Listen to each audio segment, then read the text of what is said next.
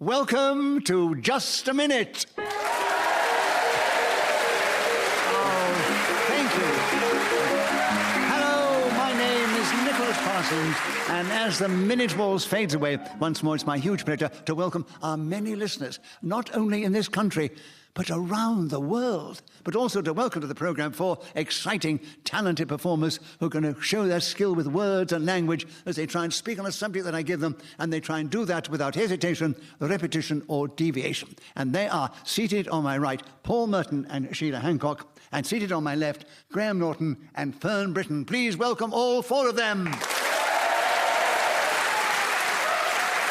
Beside me, it's Hayley Sterling, who's going to help me with the score, and she'll blow the whistle when the 60 seconds have elapsed. And we're going to begin the show this week with Paul Merton, and the subject is Too Many Cooks. Tell us something about that in this game, starting now. Well, the full quotation is "too many cooks spoil the broth." And what this means is that unless you have an established nominated leader in a task that involves a number of people, you will... Sheila, you've challenged. Hesitation? Yeah. Yeah, all right. Absolutely. I said a word that didn't really exist in the middle of that. No. Well, Sheila, a correct challenge, very quickly in there, and there's still 50 seconds available.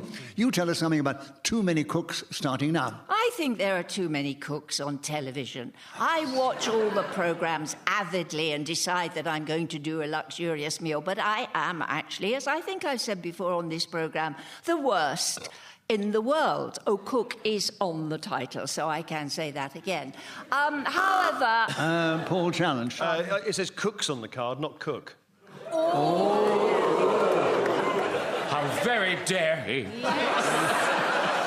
Well, it's a correct challenge. You got back with it, and you've got 32 seconds available. Too Many Cooks, starting now. 32 seconds, what a short amount of time to impart the information I have at my disposal. Too many cooks. This was the phrase we're asked to talk about here. I've said phrase before. Graham, you challenge. Apparently repetition of phrase. Yeah. That's what I hear. That's word on the street is phrase. Happened before. So, Graham, a correct challenge. A point to you. You take over the subject. 23 seconds available, starting now. What is going on? If you've got a number of cooks in your kitchen, why are they just making watery soup? If you have a... Sheila, challenge. Broth is not watery soup.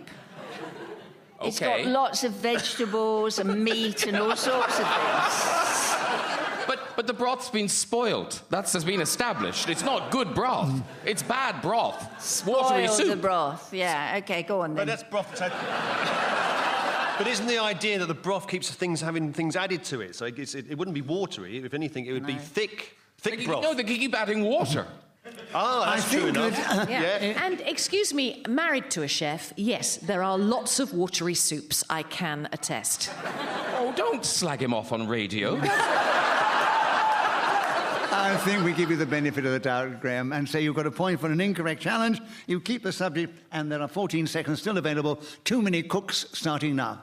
Too many cooks spoil the broth. That is the phrase. I feel... Fern, challenge. Were you allowed to say phrase? Yes. Yeah. Yes. Oh, I see. Okay. He's actually, essentially, he's doing my material. Sheila,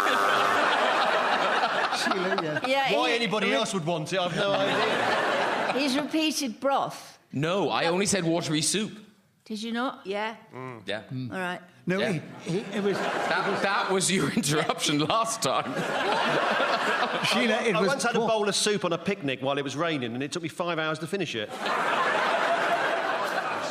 Sheila, I think you were confused because Paul used the word broth. Yeah, I did, But yeah. not, Yeah. and not Yeah. Graham. No. So, Graham, you have an incorrect challenge. You have 9 seconds still available. Too Many Cooks, starting now. Too many cooks on primetime television. I agree with Miss Sheila Hancock. She is quite correct when she says that... Paul, challenge. Repetition of Sheila. Oh, no, actually, no, because you said Sheila's quite correct. So I'm wrong, actually. Because you said Sheila Hancock and then Sheila's. Yes, yes. that's right, yes. Yes. That's right. It was... Graham, you're doing well in this round. Tricked you there. Yeah. I'm glad it eventually dawned on you. You've got 3 seconds to go still, that's all. Another point. Too Many Cooks, starting now. I love cooking, but it's a solo operation. I want no assistance in that kitchen. Well, at the end of the first round, you won't be surprised to hear that Graham Norton's in a strong lead, or ahead of all the others. And Sheila, we'd like you to begin the next round. The subject is the quiet carriage. What? The quiet... You know, you go on a train now, the quiet and they have a quiet carriage. Yeah. Okay. And it very rarely is quiet, because I've been in many of them. But and that is the subject, the quiet carriage, 60 seconds if you need it, starting now. I think this is a wonderful innovation. In this ghastly, noisy world, everybody has to have music or muzak wherever you go. I go into restaurants and shops and I beg them to turn off the sound because I can't bear it. So when I go on a train and there's a quiet carriage and I hopefully can sit there, but you can't. The other day I was in a quiet carriage and a man came in, and I promise you, he set up an office. He opened his computer, he had his phone, he had lots of notes, and he made phone calls. Fern challenge. Phone calls? Is that phone calls 2 words? 2 words, yes. Yes, so she said, I'm sorry, Sheila said. Phone and phone calls. That's right, Oh, my lovely. goodness. You don't need to convince me. And there's Okay. still 24 seconds available, Oh, Fern. my goodness. The I'm ready. quiet carriage starting now. I was in a quiet carriage today, and a gentleman was doing exactly as Sheila said. He was on the telephone in the most loud voice. Not only was it at volume, it also was Italian, so it became impossible to ignore because it was quite fascinating. Eventually, a gentleman got up and said to him, "Shh, this is..."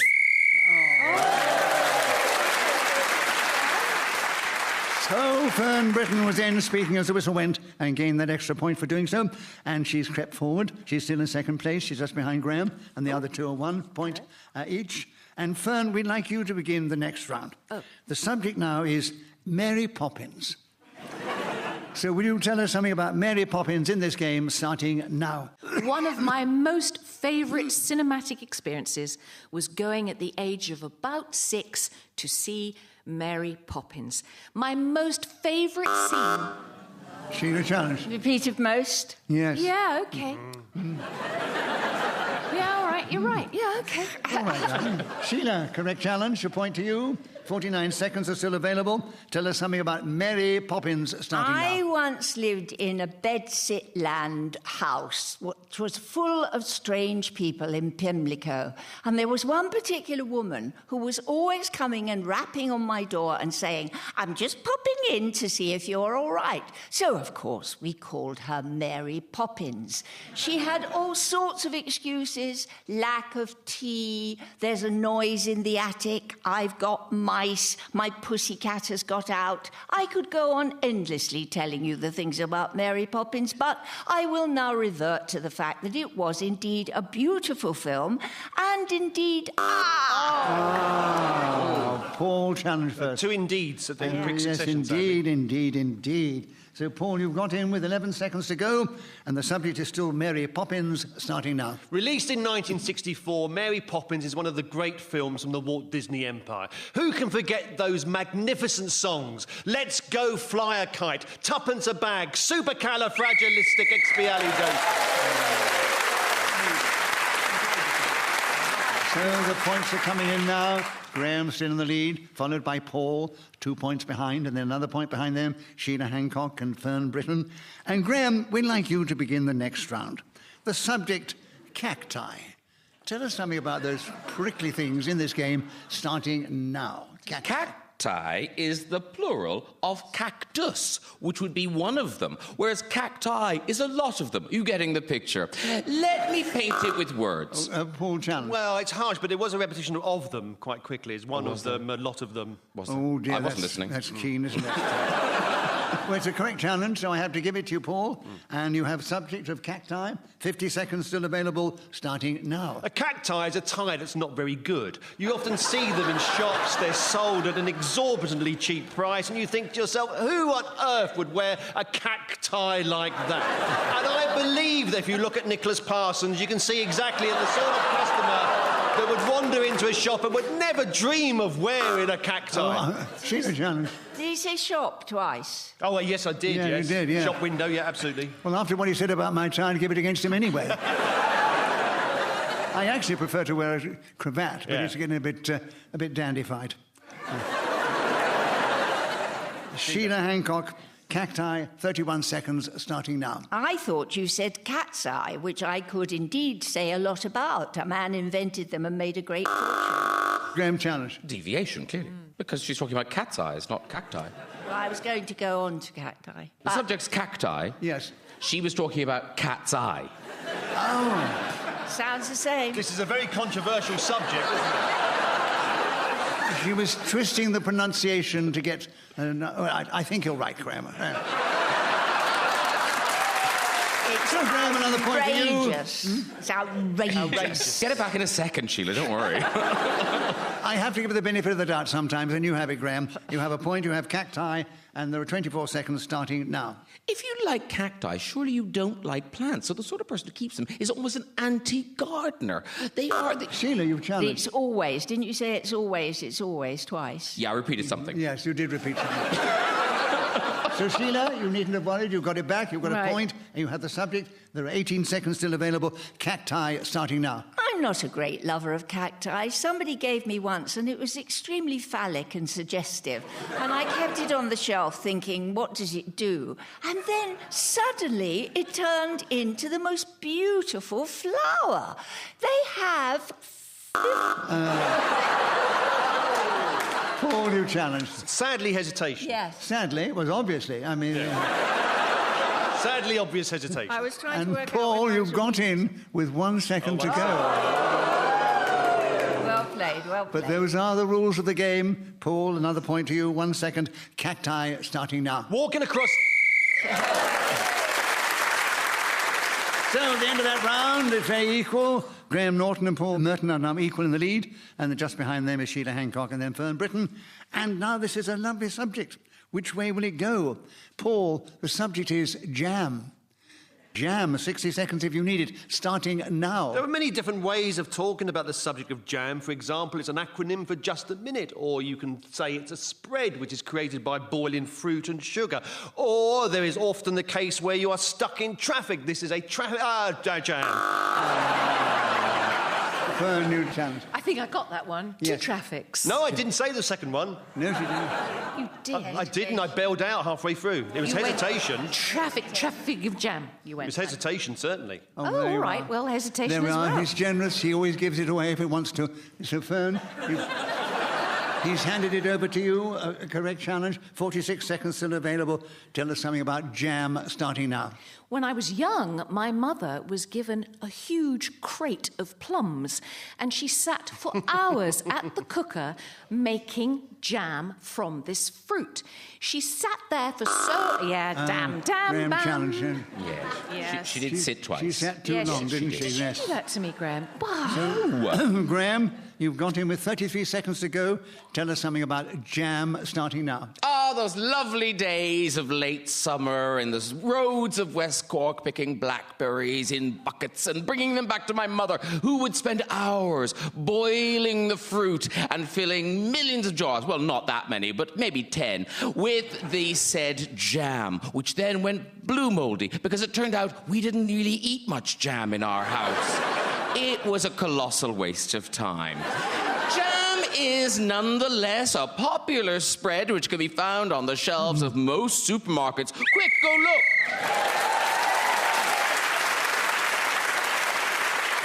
So at the end of that round, Graham Norton, speaking as the whistle went, gained an extra point. He's got a 2-point lead over all the rest. And Sheila, we're back with you. And the subject now is rambling. Tell us, I don't know whether you're a rambler or not, but tell us something about the subject in this game, starting now. Rambling is one of those things I like the idea of. That programme on Radio 4 that Claire Balding does, where people go rambling and solve their problems of life. Husbands have died, but it's all right because they're rambling. I once went to Wales, or also the Lake District, and I went... Oh, double went. Fern, you challenge first. Yes, hesitation. Hesitation, Fern. You tell us something about rambling. You have 36 seconds if you need it, starting now. Rambling is something that all of us do when we are on our own, I believe. I rambling all the time, particularly in the bathroom when I'm looking for toothpaste and the brush and moisturiser, and I talk to myself, and my daughter comes and says, "Mummy, is that you chatting?" I go, "No, it is the radio." All new challenge. A hesitation. Yes. Yes. A full I'm stop. puzzled about your definition of rambling, too. Yes, rambling and Well, you can ramble along, you can verbally sort of She was ramble. conveying to me, Sheila, that she was rambling vocally. Oh, I see. You see, I you wasn't can- aware that she was talking. I thought she was just wandering, looking for her toothbrush. I didn't think that category... She set the rambling bar really low. But I was also rambling around the bathroom, you see? Yes, I don't That's think what Sheila Claire thought. Baldwin would think that was rambling. I just thought it was your dialogue which was rambling. That too. Yes. Right. Paul, there are 14 seconds still available. Tell us something about rambling, starting now. Myself and Nicholas Parsons like nothing better than to ramble along the Norfolk Broads, searching for a broad and saying to each other, "Oh, there's one over there." He whips a cravat out of his pocket, ties it around his neck, which gets rid of the cacti.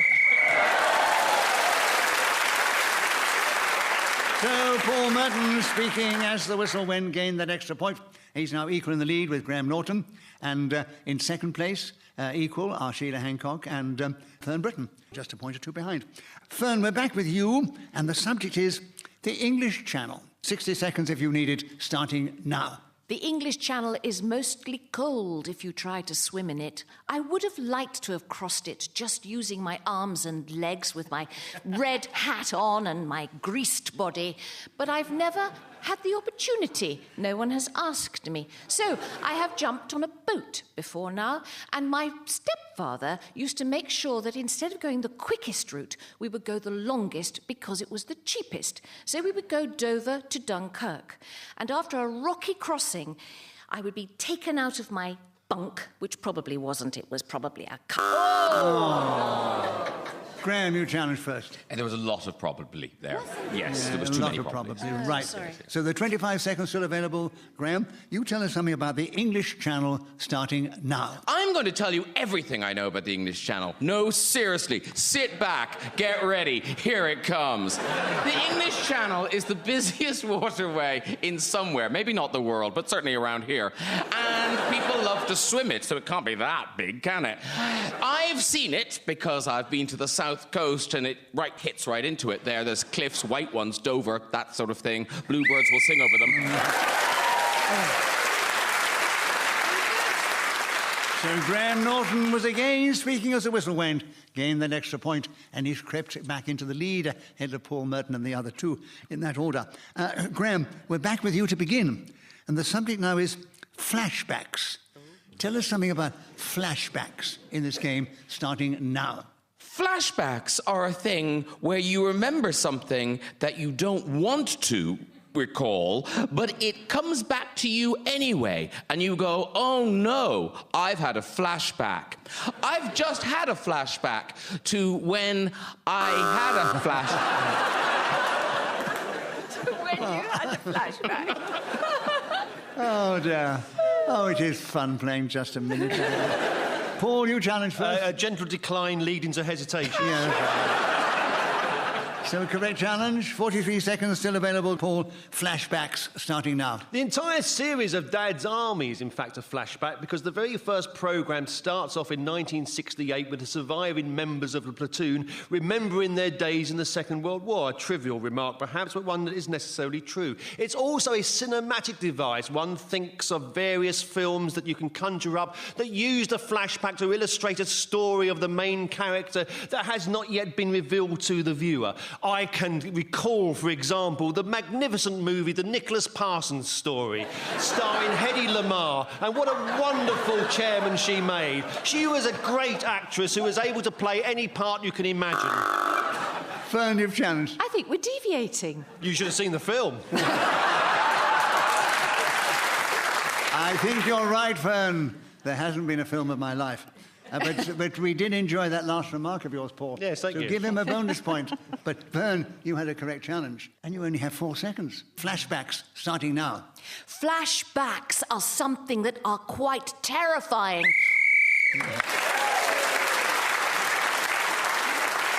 So Fern Britton speaking as a whistle went, getting the extra point. She's creeping up on our 2 equal leaders, Paul Merton and Graham Norton. Sheila's trailing them just behind. And, Paul, we're back with you to begin. Nostradamus. Quite a challenge as a subject. But, Paul, go for it. 60 seconds if you need it.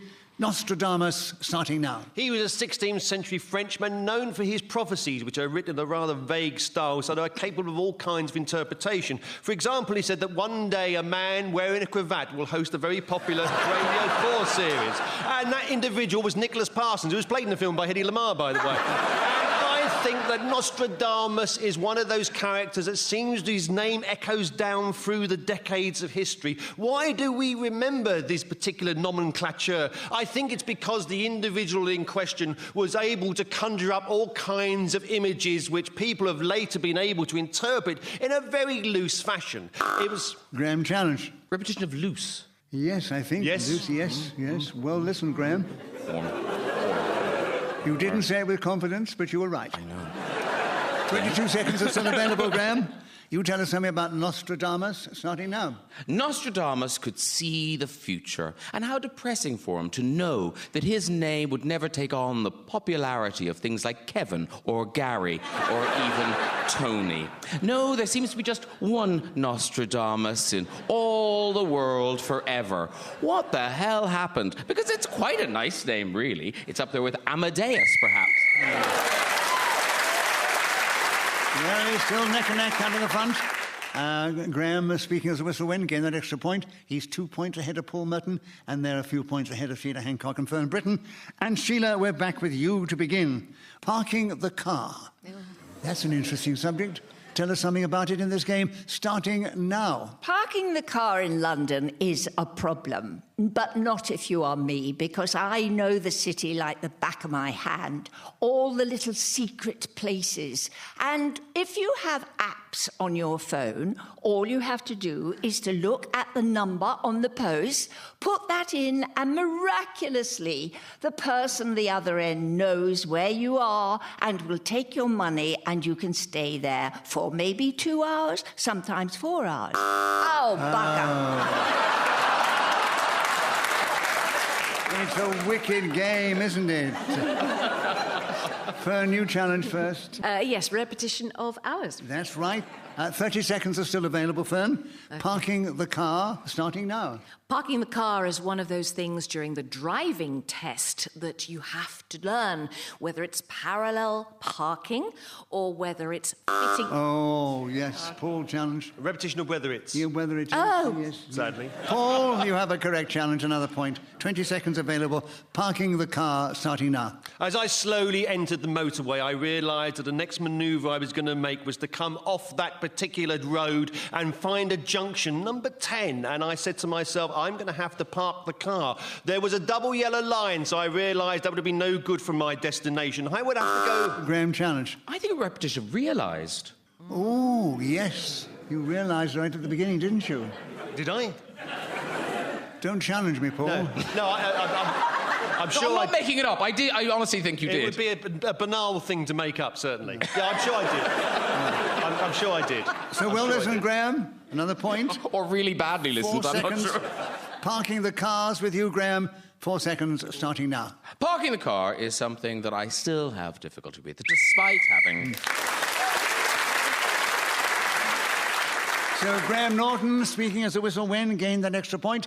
He's taken a little bit of a lead over Paul Merton, followed by Fern Britton and Sheila Hancock in that order. And we are moving into the final round. Oh, Fern, it's your turn to begin. What a lovely subject. Fishnets. Oh. Well, I wore them in the Rocky Horror Show. I know them well. Not so far from Hedy Lamarr starring as yet. Fern, 60 seconds available. Fishnets, starting now. I had the good fortune to work on Strictly Come Dancing, so I know quite a lot about fishnets. For instance, you must cut out the elastic waistband and thread it with your own size of elastic so that it does not create... Paul Challenge. It does Repetition of elastic. Oh, yes. not. Oh, dear. Yes. Well done. Yes, thank But you. good tip. Good tip, and we've all written it down. Thanks. Thank you. Okay. I thought it was elasticated, but no, you're quite right. Paul, a correct challenge. 45 seconds available. Tell us something about fishnets, starting now. As she stood in her dressing room looking in the mirror, Hedy Lamarr said to herself, there's no way these fishnets go with this cravat, but she nevertheless decided that she was going to go ahead anyway. Fishnet stockings, of course, are regarded as a very attractive sexual item, although if they're sitting on a table on their own, they're not so good. So they have to be filled with something. If you look at our esteemed chairman, he once played the part in the Rocky Horror Picture Show of the host, and he would come on wearing fishnet tights. It wasn't in the production, just how he used to go to work. Fern, Who buzzed then? Who buzzed then? It was me. Really? Yeah. Because you did say fishnet tights twice, and the subject is fishnets. Well, listen, Fern. You have another point. Well, thank you And very have much. But 18 seconds still available. Fishnets starting now. When... Well, Grand Challenge. There was a slight hesitation. I was taking a breath. Big one. All right, Graham, so it's a correct challenge, and you have 17 seconds. Fishnets starting now. Sorry?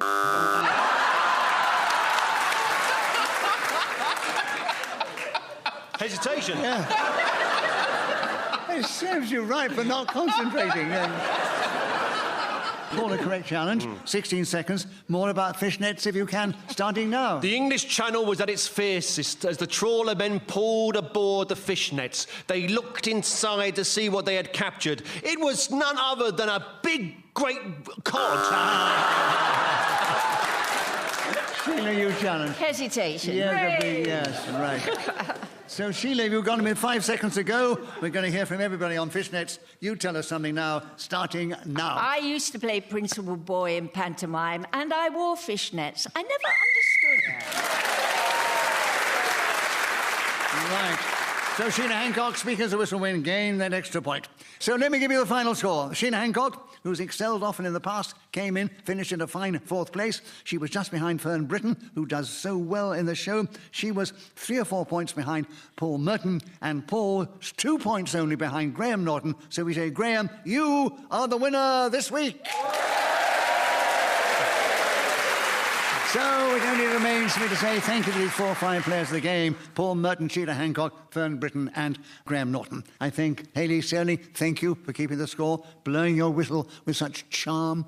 We're indebted to our producer, Matt Strong. We're indebted to Ian Messiter, who created this amazing game. We're indebted to this lovely audience here. So from them, from me, Nicholas Parsons and our team, goodbye, thank you, and tune in again the same time when we take to the air and we play Just a Minute!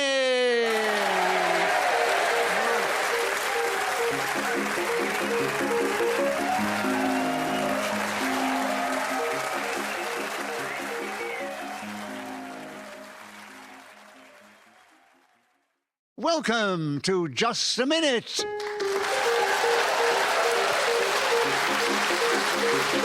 Thank you. Hello. My name is Nicholas Parsons, and as the minute waltz fades away, once more it's my huge pleasure to welcome our many listeners, not only in this country, but around the world, and to welcome to the programme 4 exciting, talented people who are going to play Just a Minute and try and speak, if they can, on the subject that I give them, and do that without hesitation, repetition or deviation. And they are, seated on my right, Paul Merton and Marcus Brigstocke, and seated on my left, Gyles Brandreth and Rebecca Front. Please welcome all 4 of them. Beside me sits Hayley Sterling, who's going to help me with the score. She'll blow the whistle when the 60 seconds have elapsed. And we begin the show this week with Gyles Brandreth. Gyles, tracksuits. That's the subject. Tracksuits. Can you tell us something about that, or that subject, all those garments in this game, starting now? I have have been tracking suits ever since the divine Meghan Markle came into our lives as that glorious cross between Beyoncé and Mother Teresa. Track suits is what I do as a hobby now. Watch every program, particularly the ones that she features in, to see this royal princess being such a superb actress in what is an American sitcom and drama, set in New York but shot in Toronto. I watch it when I come in from my run, wearing my cerise tracksuit, feeling that's an appropriate costume with which to enjoy this particular form of entertainment. That does give us both the most exciting bit of thrilldom and as well an erotic charge. Tracksuits of all... Rebecca, you've challenged. I'm sorry, if that isn't a deviation, I do not know what is. You mean Gyles getting an erotic charge? I don't even want to think about it. Maybe he's not like the rest of us, I don't know. But anyway, I'm going to give you the benefit of the doubt, Rebecca, and say you have the correct challenge, and there are 15 seconds still available. You tell us something about tracksuits starting now. Tracksuits are an item of clothing which was designed to be comfortable and useful, to wick away sweat and to absorb all your energies when you are exercising. They have... Gyles' challenge. Just out of interest, wick away? No, just point of information. It may be deviation from the English language, or it may be an unusual Korean word being incorporated into our language in the interests of world peace. Is it not in that song, The Lion Sleeps Tonight?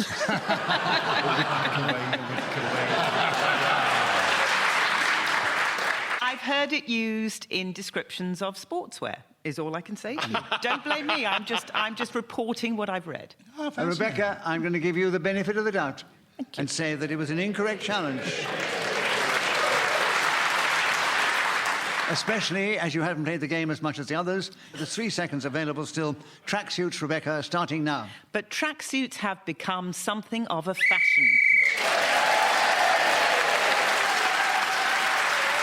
In this game, whoever is speaking as the whistle goes gains an extra point, and it was Rebecca Front on this occasion. And at the end of that round, she is the only one to have scored any points.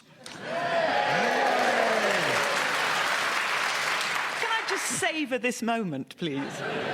Actually, Rebecca, it's your turn to begin. Oh, gosh. And the right, sex. okay. And the all subject downhill. I've got here now is Jaws. So can you tell us something about Jaws in just a minute, starting now? Jaws is a movie which, to my shame, I have never seen. I'm not a fan of the horror genre, and I'm also not very good at swimming. I don't like being in deep water, and I don't need anything else to terrify me at the notion of being out of my depth. So the thought of something with enormous teeth and one dorsal fin that gives away its whereabouts coming to track me as I bob up and down in a panic is really not my idea of a fun night out. Now, Jaws was very successful because, unlike me, plenty of other people did want to see this film and its sequels. Jaws 2, Jaws 3, Jaws 4, Jaws 5. There wasn't a Jaws 5.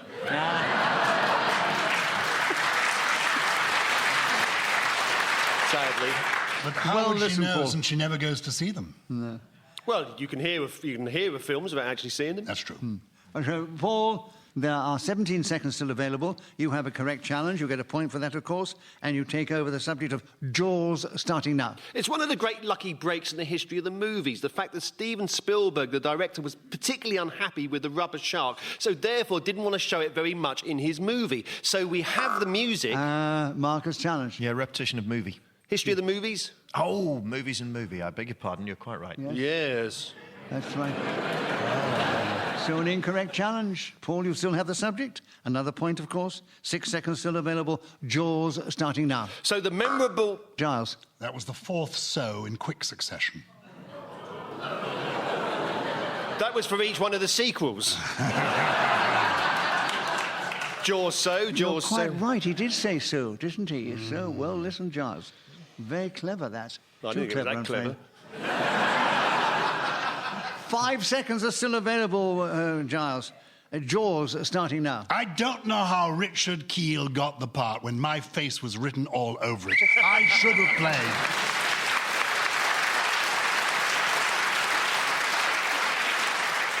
So Gyles Brandreth was speaking as a whistle when gained that extra point for doing so. He's equal with Paul in second place, 1 point behind Rebecca Front, who's leading, and then it's Marcus Brigstocke. And Marcus, it's your turn to begin. Hanging pictures.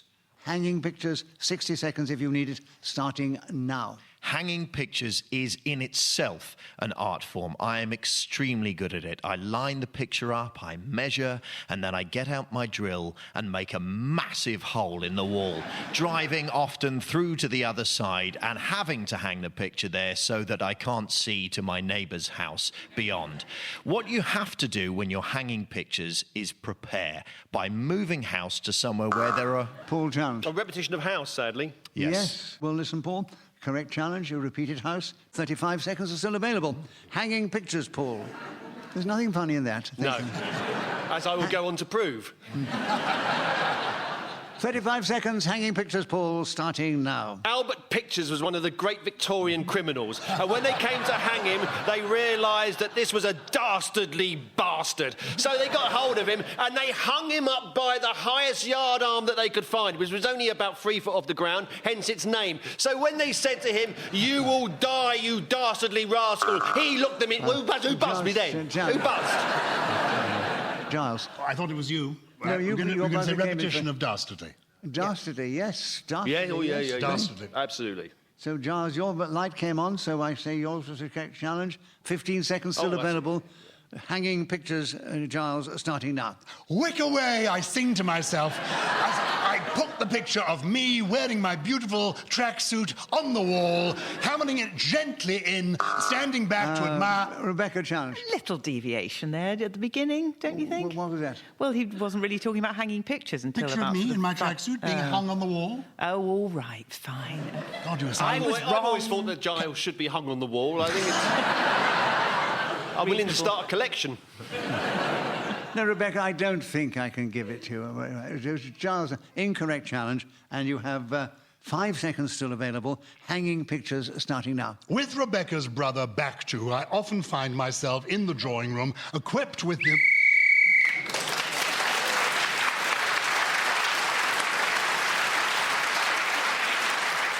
So Gyles, speaking at the whistle, Wayne gained that extra point. He's taken the lead ahead of the others. And Paul Merton, we're with you to take the next round. The subject is, this is a nice one, is this seat taken? That's the subject. Talk on it if you can. Is this seat taken? Is this seat taken? Is this seat They're taken? writing it down. Yes. 60 seconds starting now. Is this seat taken? I said to Buzz Aldrin as we climbed into Apollo 11, heading for the moon. Strictly speaking, I shouldn't have been on the rocket because I hadn't put my name down with NASA, but nevertheless, they saw me as a representative of one of the British people who should be allowed to approach the lunar surface with something that looks like dignity. So I said to Neil Armstrong, "Is it all right with you? Your fellow astronaut has acceded to my request, and he's quite happy to travel outside while I am ensconced inside this capsule." As we took off from the Earth's surface, I could feel the G-force pressing on my chest. It was a beautiful experience. I was going to be walking on the great big satellite that covers our planet from above when you're looking down, and I thought to myself, this is what buzzed me then. Marcus, Deviation. the whole thing was, but why Well, the whole thing was, but particularly from what's physically possible. You said it from above was looking down. I think we Can should you let not him... look down from above? When you're from above looking down? Can you not do that? Is that not Yes, possible? you can if you're already there. I'm surprised that's the one bit you're picking up on.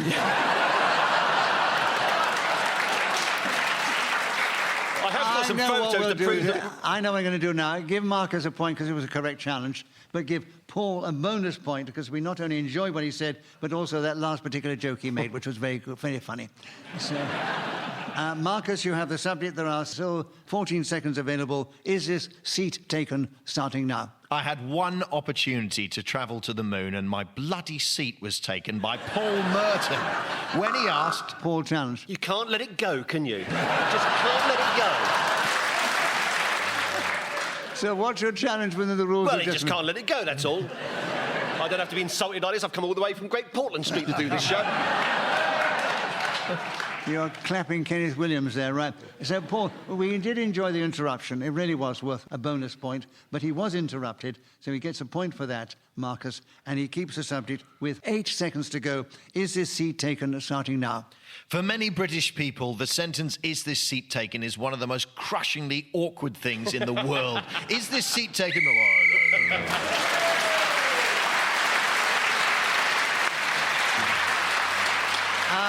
Right, very, very, very close. If you want the points, Paul Merton and Gyles Brandreth are equal in the lead, 2 points ahead of Rebecca Front and Marcus Brigstocke. Gyles, we're back with you to begin, and the subject, a famous character from television, Fanny Craddock.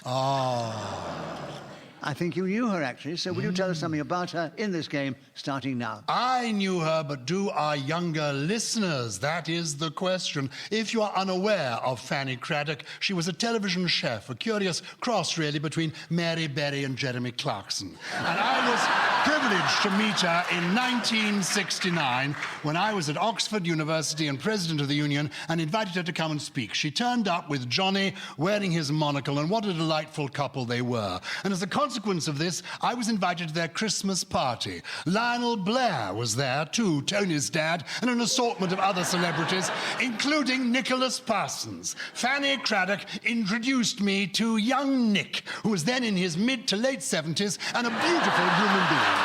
And at Fanny Craddock's gala night, we had the most extraordinary rissoles and sweet foods. There was wine served by her glorious husband, whose name I have already mentioned, and therefore won't repeat that. But I can tell you it was...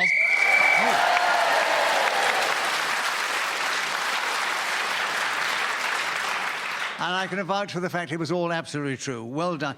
You kept going for 60 seconds without hesitation, repetition, or deviation. You were not challenged. You get a point for keeping going till the whistle went, and a bonus point for not being interrupted, Gyles. And you've just taken the lead with that, right? But it was true. It's a true story, too. Absolutely true story. Absolutely true story. And the other point story, which you've mentioned before, I think in your autobiography, when suddenly you were surprised when she turned to me, because I did a lot of cabaret then, she said, "Right, Nicholas, you're doing the cabaret. Start now." And I got up and did a show which you actually were very impressed with, I believe. I was hugely impressed. You did... It was movies. It was movies of the 1950s. That's foreign right. movies. I'm able to speak in the gibberish of languages. It was So I extraordinary. talk of all the French. And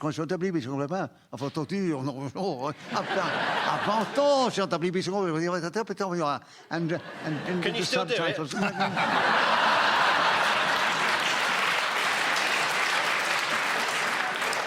Give him a bonus point because I enjoyed the joke. Right. And where were we now? Oh, Rebecca, we're with you to begin. Oh, a lovely subject. A cuckoo clock. Tell us something about a cuckoo clock in this game starting now. Many of you will be familiar with the line from The Third Man, in which Harry Lime says that Switzerland has enjoyed 500 years of history involving peace and friendship and tolerance, and the only thing it has produced is the cuckoo clock. Now, this is a little unfair on Switzerland, which has also produced chocolate and penknives. Switzerland? Challenge. Would it be the repetition of Switzerland by any chance? I'm afraid, yes, you mentioned Switzerland too often. Fair enough. That was your challenge, wasn't it, Gyles? It was repetition of Yes. Switzerland. 39 seconds, Gyles. You tell us something about a cuckoo clock starting now. We have a raft of cuckoo clocks at home, and when the spring forward or fall... Paul challenge. Well, sort of a hesitation. Yes, a Yes, hesitation, sadly. some deviation from language as we understand it. So, Paul, another point to you. Correct challenge. 33 seconds still available. A cuckoo clock starting now. As I look at the cuckoo clock hanging on the wall, I realise that my grandfather's inheritance had come home to roost. Here it was, something that I could treasure. Upon the hour, the cuckoo would come out of the clock, make its noise, cuckoo, and then disappear back into the timepiece. I thought to myself, if only Grandpa were here now, he'd realise how much I loved this item. I polish it every morning with wax. Bees of that kind are very good at producing this material. Sometimes it's honey, but often you can get something that comes out of a can, spray it on the wood and say to yourself, oh, I just about got away with that. So Paul Merton, with great invention, kept going till the whistle went, gained that extra point for doing so, and he's now equal in the lead with Gyles Brandreth. They're both ahead of Rebecca Front and Marcus Brigstocke, who are trailing a little in second place. And Marcus, we're back with you to begin. And the subject now, the Forth Bridge. Very Scottish, very interesting, quite a contrast to the other subjects. I think I'm boring this audience to the death. first, second and third bridge. So, Marcus, the Forth Bridge is the subject. 60 seconds starting now. If you travel to Scotland, you must go and have a look at the Forth Bridge. It is a wonderful piece of engineering. Originally, of course, it didn't span the entire river and nobody used it, because when they tried, they plummeted off the end into the freezing water below. It was only when it went from one side to the other that it was agreed it could be called a bridge, and Scottish people began to use it pell-mell. They adore it. I've been over it myself 3 times, which means I should still be in the north of Scotland officially. But what I did rather cleverly is go round the other end. So if you want to see a magnificent bridge, do travel and see this one. So, Paul, you like Well, him. we were in incipient hesitation. It was sort of, it was just getting there. Right. It said everything he wanted to say. I was morphing into a tour guide towards the end. So, a correct challenge, Paul. Point to you. The Forth Bridge is the subject, and there are 18 seconds available, starting now. In Alfred Hitchcock's picture, The 39 Steps, our hero, Richard Hanny, stops the train on the Forth Bridge, climbs off it and gets onto the bridge, where he is hunted by the police. They don't see him hiding behind one of the concrete pillars, and the locomotive carries on its journey. Then he looks down...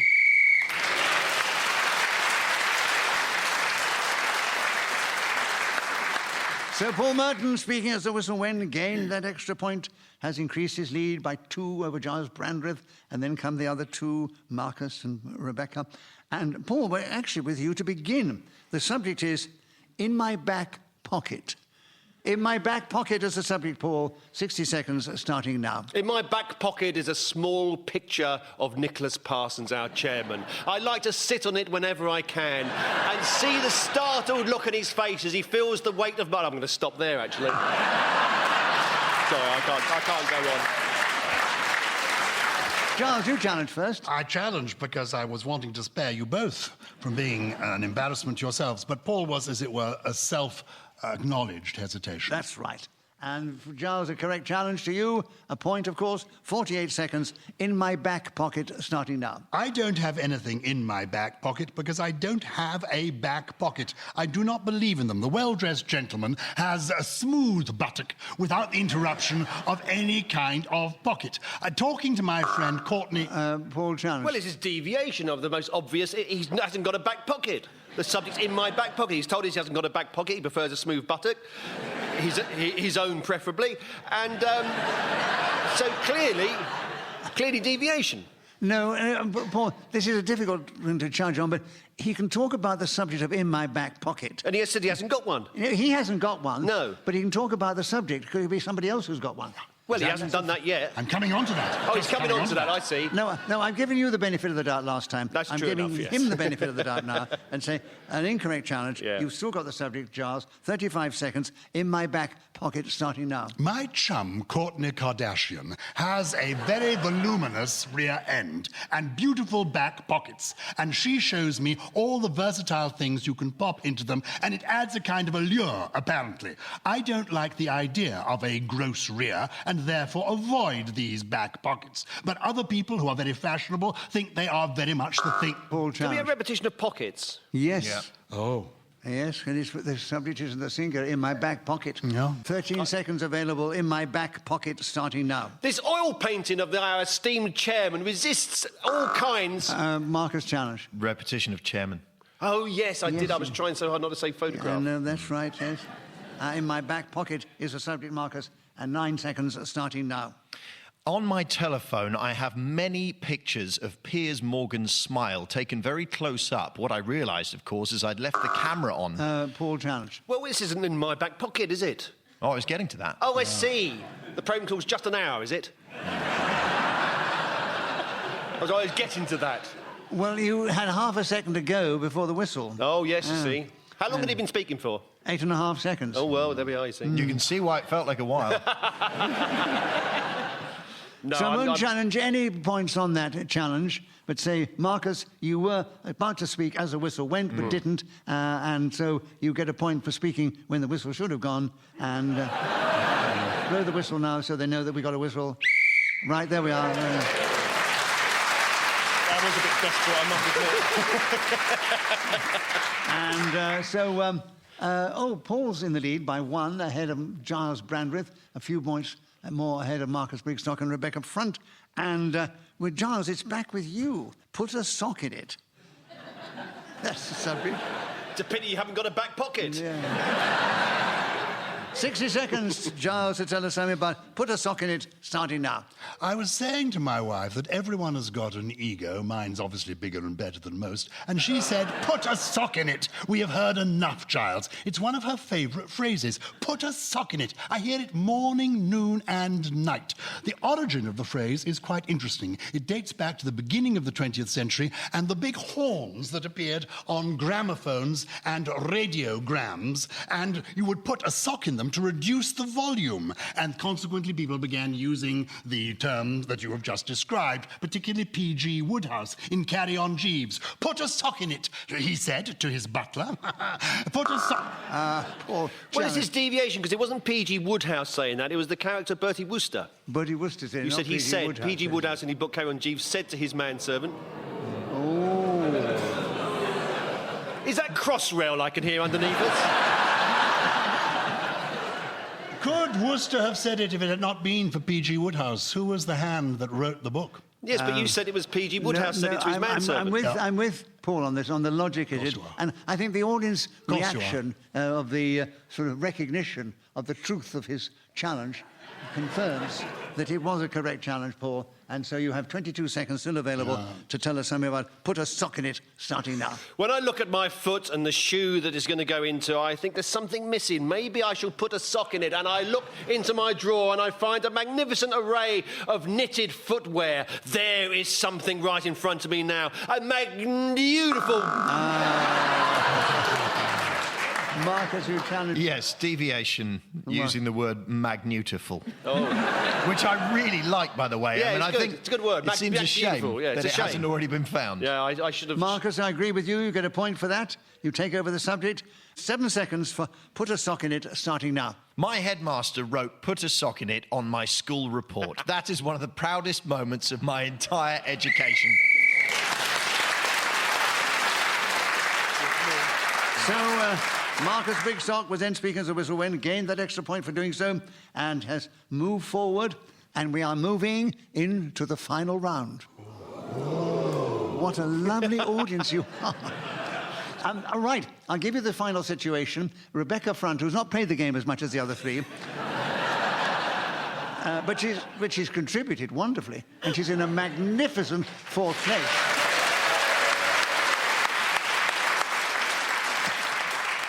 She's a few points behind Marcus Brigstocke, who is 3 points behind Gyles Brandreth, and he's 2 points behind Paul Merton as we move into the final round. And Rebecca, it's your turn to begin. A bedtime story. Tell us something about a bedtime story in this game, starting now. A bedtime story is, depending on your point of view and the mood you happen to be in, either a wonderful opportunity to snuggle up with your children at the end of a day and share with them some narrative of your particular favourite and their particular joy. Oh, or Marcus challenge. you'll never know what "or" you see if you interrupt me. You'll never know, but fine. So sorry. Fine. It's fine. I don't mind, Repetition Marcus. of particular. Yeah, I'm afraid it was very obvious there, so Rebecca, I'm afraid he has to have a point for that. I'm not cross. No, it's lovely having you on the show. Thank you very much. Marcus, a correct challenge. 43 seconds are available. Tell us something about a bedtime story, starting now. My 2 darling children often listen to a bedtime story that I read to them called Goldilocks and the 3 Brexiteers. She makes her way into the house and says, "This one's too hard, the other's too soft, and the third is a complete compromise of everything we thought was going to happen." And then they come home and they're furious because they are all the time. The kids adore it, and I do too, because it involves political indoctrination, which I've made my hobby as their father. I used to listen to bedtime stories as a kid, particularly The House at Pooh Corner. That would be my favourite. I can never get to the end of that without sobbing about a pint of tears.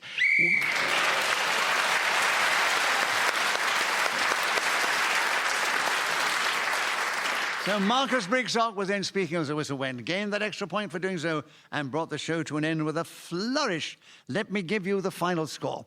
Rebecca Front finished in a very, very fine 4th place.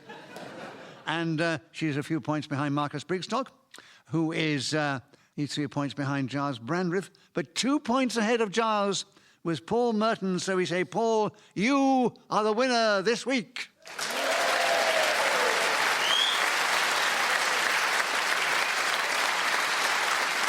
Well, we do hope you've enjoyed this edition of Just a Minute. It only remains me to say thank you again to these 4 fine, exciting, provocative players of the game, Paul Merton, Marcus Brigstocke, Gyles Brandreth and Rebecca Front. I thank Hayley Sterling, who's helped me with the score. She blows her whistle with great style and aplomb. And we're indebted to our producer, Richard Morris. We're deeply indebted to Ian Messiter, who created this amazing game. And we are indebted to this lovely audience here in the Radio Theatre who've cheered us on our way. So from that audience and from me, Nicholas Parsons, and the team, goodbye, thank you, and tune in when we play Just a Minute.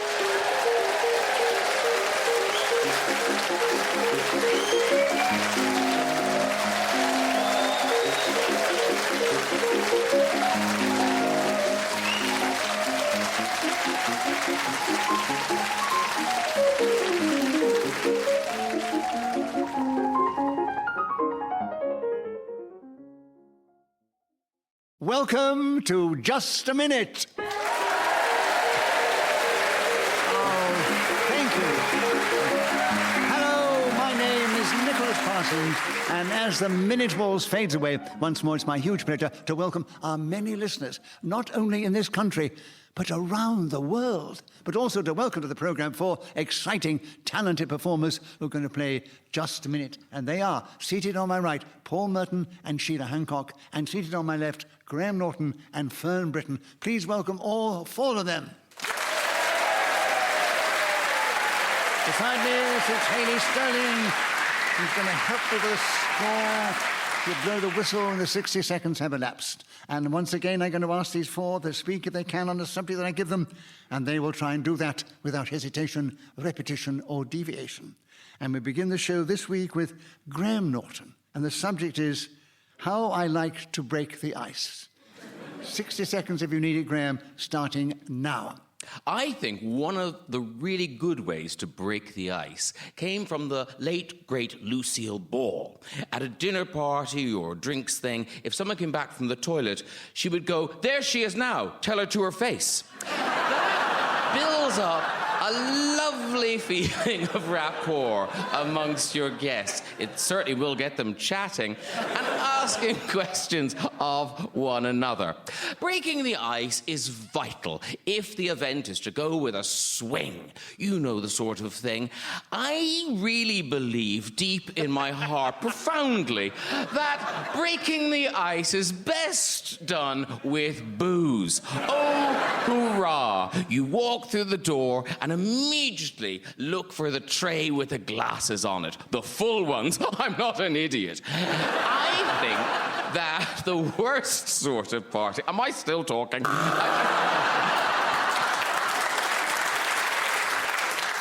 Fern Britton, you challenged. Well, I just thought it was a bit of a running out of steam. Are we allowed to have that? No, it was deviating. You said, am I still talking?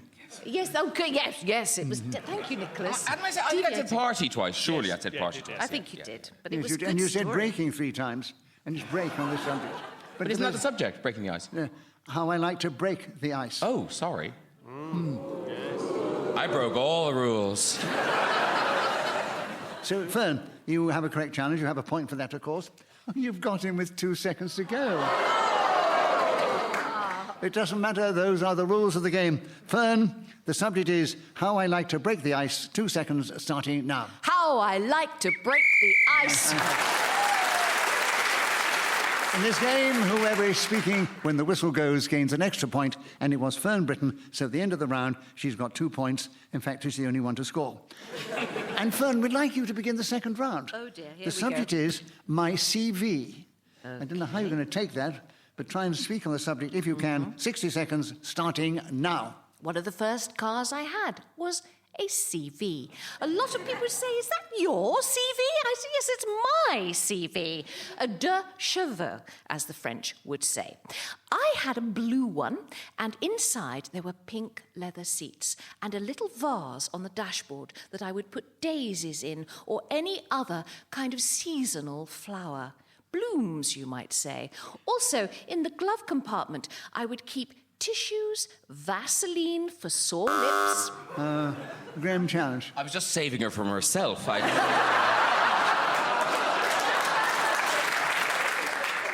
just didn't know what else was in there. So have you got a challenge within the rules of just a minute? A deviation. No. No, okay. But Graham, we did enjoy the interruption. Yes. So give him a bonus point for humour. Thank you. There we are. But you get a point because you weren't interrupted, Oh, thank Fern. you, Nicholas. And you have 29 seconds still available. My CV starting now. The roof would come back and the sun would come down on my head. Sheila, challenge. 2 woods in close proximity. Yes, Yeah, wood, oh, yes. yes. Correct And challenge. it is a sickening sounding car. With It is its a blue fantasy. outside and it's pink and it's Yeah. flowers. Oh, come on. It was 1976. Is this the one they I call had a a Cheveux? Morgan in Oui, oui. 1976. Right. So, Sheila, you had a correct challenge. There are 24 seconds still available. You tell us something about my CV starting now. My CV is quite extensive, starting when I was about 16 at Dartford Rep, playing Beth in Little Women, but I died in the first act, after which I had to play my own birth song out of the window because I was also an ASM. However, it then has gone on endlessly and far too long. In this game, whoever is speaking when the whistle goes gains an extra point, and it was Sheila Hancock, and so she's got 2 points. Fern's got 3 points. Graham's got a point. Paul's yet to score. Sheila, we'd like you to begin the next round, and an erudite one here, George Orwell. Oh. Tell us something about George Orwell in this game, starting now. George Orwell is considered by many people to be one of our greatest, certainly political writers. His real name was, I believe, Eric Blair, and he was born in India and was serving in the police in Burma when he started writing. He actually used to live what he was researching. For instance, down and out in Paris and London, he became a tramp and lived as those people would and suffered. And the road to Wigan Pier, he actually left. Paul, challenge. Sadly, it was a hesitation. There was a hesitation there. You went so well. Did he actually go to Wigan? Yes, he did. How long did he live as a down and out? If I get the subject back, you're here. All right. Paul, you had a correct challenge. There are 27 seconds available. George Orwell, starting now. George Orwell was a very odd bloke, but he wrote a couple of books which have gone down in the English language. There is, for example, that magnificent tome 1984, and one must not also forget Room 10, the first digit again. And this was an aspect of the novel that was beautifully... I'm sorry, I thought you were saying Room 101 was a novel. No. Ah, because No. you said famous books. You want I this did. subject back, don't you? No, not particularly. I'm running out, but no, go on. So an incorrect challenge, Paul. 11 seconds still available for you. And having got a point, George Orwell, starting now. I studied Animal Farm when I was at school, and this was, of course, an allegory about Stalinist Russia. We look at the various characters within that. There's a horse, Sheila, challenge. He actually denied that it was about Stalinist Russia. It was about a... Then I was misinformed at school.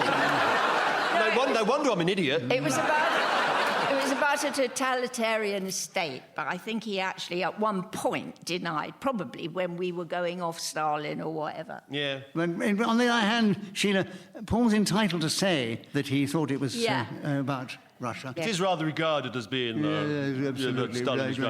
Right. Paul, But it was I'm going to give about you the something benefit much of the more than doubt that. and say it was an incorrect challenge, so you get a point for that. There are 3 seconds available. George Orwell starting now. The story is actually about Fulham Football Club, because if you look very... So Paul Merton, speaking as the whistle win, gained that extra point, and with the others in the round, he's taken the lead 1 point ahead of Fern Britton and 2 points ahead of Sheila, Hancock and Graham Norton. And Paul, we're with you to begin, and the subject is now a phrase we hear a lot. It's not rocket science. It's not rocket science as a subject, Paul. 60 seconds if you need it, starting now. Buzz Aldrin, one of the astronauts that went to the moon, is forever bedeviled by people who claim that they didn't, in fact, land on that sphere that orbits around our Earth. People say there was no such thing as the Apollo landings because they were all faked. But if you think about it, it is rocket science, because it would be much harder to pretend that you hadn't have gone than actually go there in the first place. It's not rocket science was a term that was first invented by somebody who had first thought of the project of rocket science. Graham Norton challenge. A repetition of first. Yeah, absolutely. Oh, yes. So, Graham, a correct challenge, a point to you, and 31 seconds available. It's not rocket science, starting now. It's not rocket science, cried the man doing another sort of science. There are lots of them. Let's think. Now, there's domestic science. Paul challenge. Well, there was a hesitation, I'm afraid. Yeah. I was thinking. He was thinking. He was thinking. So, Paul, a correct challenge. He was thinking, so he paused. And it's not rocket science as a subject, and there are 21 seconds still available, starting now. I like collecting milk bottle tops. They come in all kinds of different shapes and colours. Red, blue, gold, and sometimes, if you're very lucky, you see a red. And Fern challenge. You said red twice. Oh, I was very Yes, lucky, wasn't I? Yeah. Saw him twice. So, well, listen, Yeah. Fern. Yeah. Yeah. You've got in with 10 seconds to go on. It's not rocket science, starting now. There are plenty of things that aren't rocket science. Sometimes young girls have these eyebrows that are beautifully plucked and coloured. And then they... Oh, Paul challenge. Oh, hesitation, sadly. did. It was. I know, but you've got him with 1 second to go, Paul. Oh. 1 second on it's not rocket science, Paul, starting now. Isambard Kingdom. So Paul Merton, speaking as a whistle win, gained that extra point. And he's increased his lead at the end of the round, ahead of Fern, Britton, Graham Norton and Sheila Hancock in that order.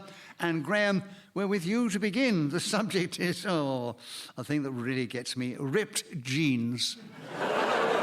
Tell us something about ripped jeans in this game, starting now. I don't really understand ripped jeans that are sold in a shop. If you've got them in your house because you ripped them on a fence, fair enough. Maybe mend them. But spending actual money on that garment is a mystery to me.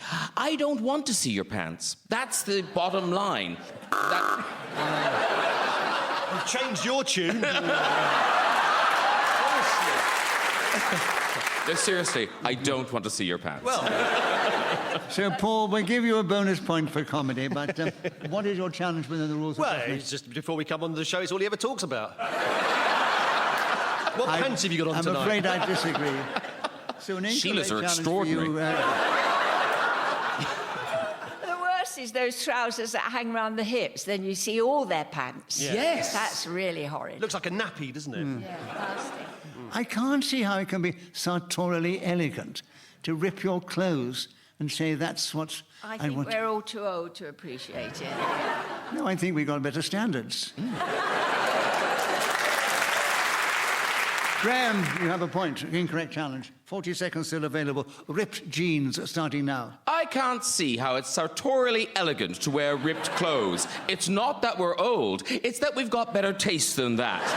These are opinions that I hold firm. Ripped jeans. Oh, sorry. Sheila challenge. It was a sort of hesitation, but he then came in quicker than I thought he would. Leave it. Sheila, it was a I sort disagree of, with you. ripped jeans. No, he does take a lot of time over each word, I know, but I don't think he hesitates. But it's the way he ejaculates, isn't it?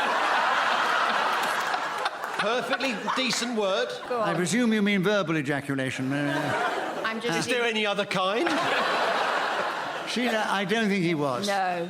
He was dragging it out I'd a have bit, noticed. personally. Graham, there are 27 seconds for you still available on ripped jeans starting now. I believe the ripped jeans fashion comes from prisons.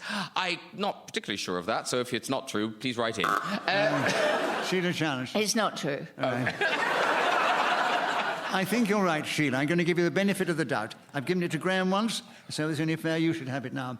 And there are 19 seconds still available. You tell us some of your ripped jeans starting now. What I dislike about it is that it is mocking poverty in a way, and also the people that wear them haven't got that pretty knees usually.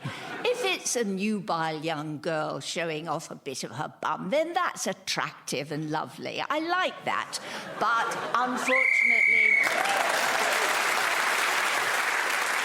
So Sheila Hancock, speaking as a whistle-weighing, gained that extra point. And Graham Norton, Fern, Britton and Sheila Hancock are all equal in second place, a little way behind Paul Merton, who's still in the lead. And Fern, we're back with you to begin. And there's a lot about clothes in this show, because now the subject is a fancy dress.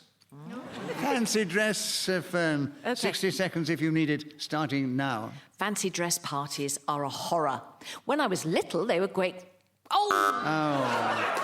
Paul challenge. Oh, hesitation, sir. It was. I was Hesitation, getting yes. creaked instead of So, quite. Paul, you've got him with 55 seconds to go on fancy dress starting now. I remember going to a fancy dress party as Nicholas Parsons, the cravat, the striped blazer, the elegantly coiffured hair, the jackets that always look as if they've just been bought in a farm shop, and I just thought to myself, I don't know what I'm talking about. Sheila Hancock challenge. He doesn't know what I he's don't know what I'm talking about. But the audience enjoyed it. Yes. Deviation. But it was certainly deviation anyway. It certainly was. So, Sheila, there are 40 seconds still available. Fancy dress is a subject starting now. Fancy dress are a nightmare for parents because they're so competitive nowadays, children at their parties, and you have to make them very often. Mind you, there are shops actually for fancy dress, which is surprising. We didn't have that when I was young.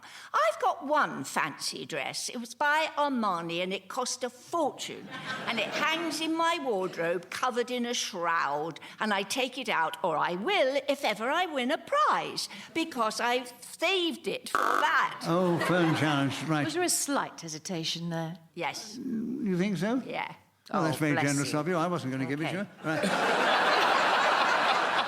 So, Fern, you've got in with 8 seconds to go on fancy dress starting now. Fancy dress was something my mother was very good at.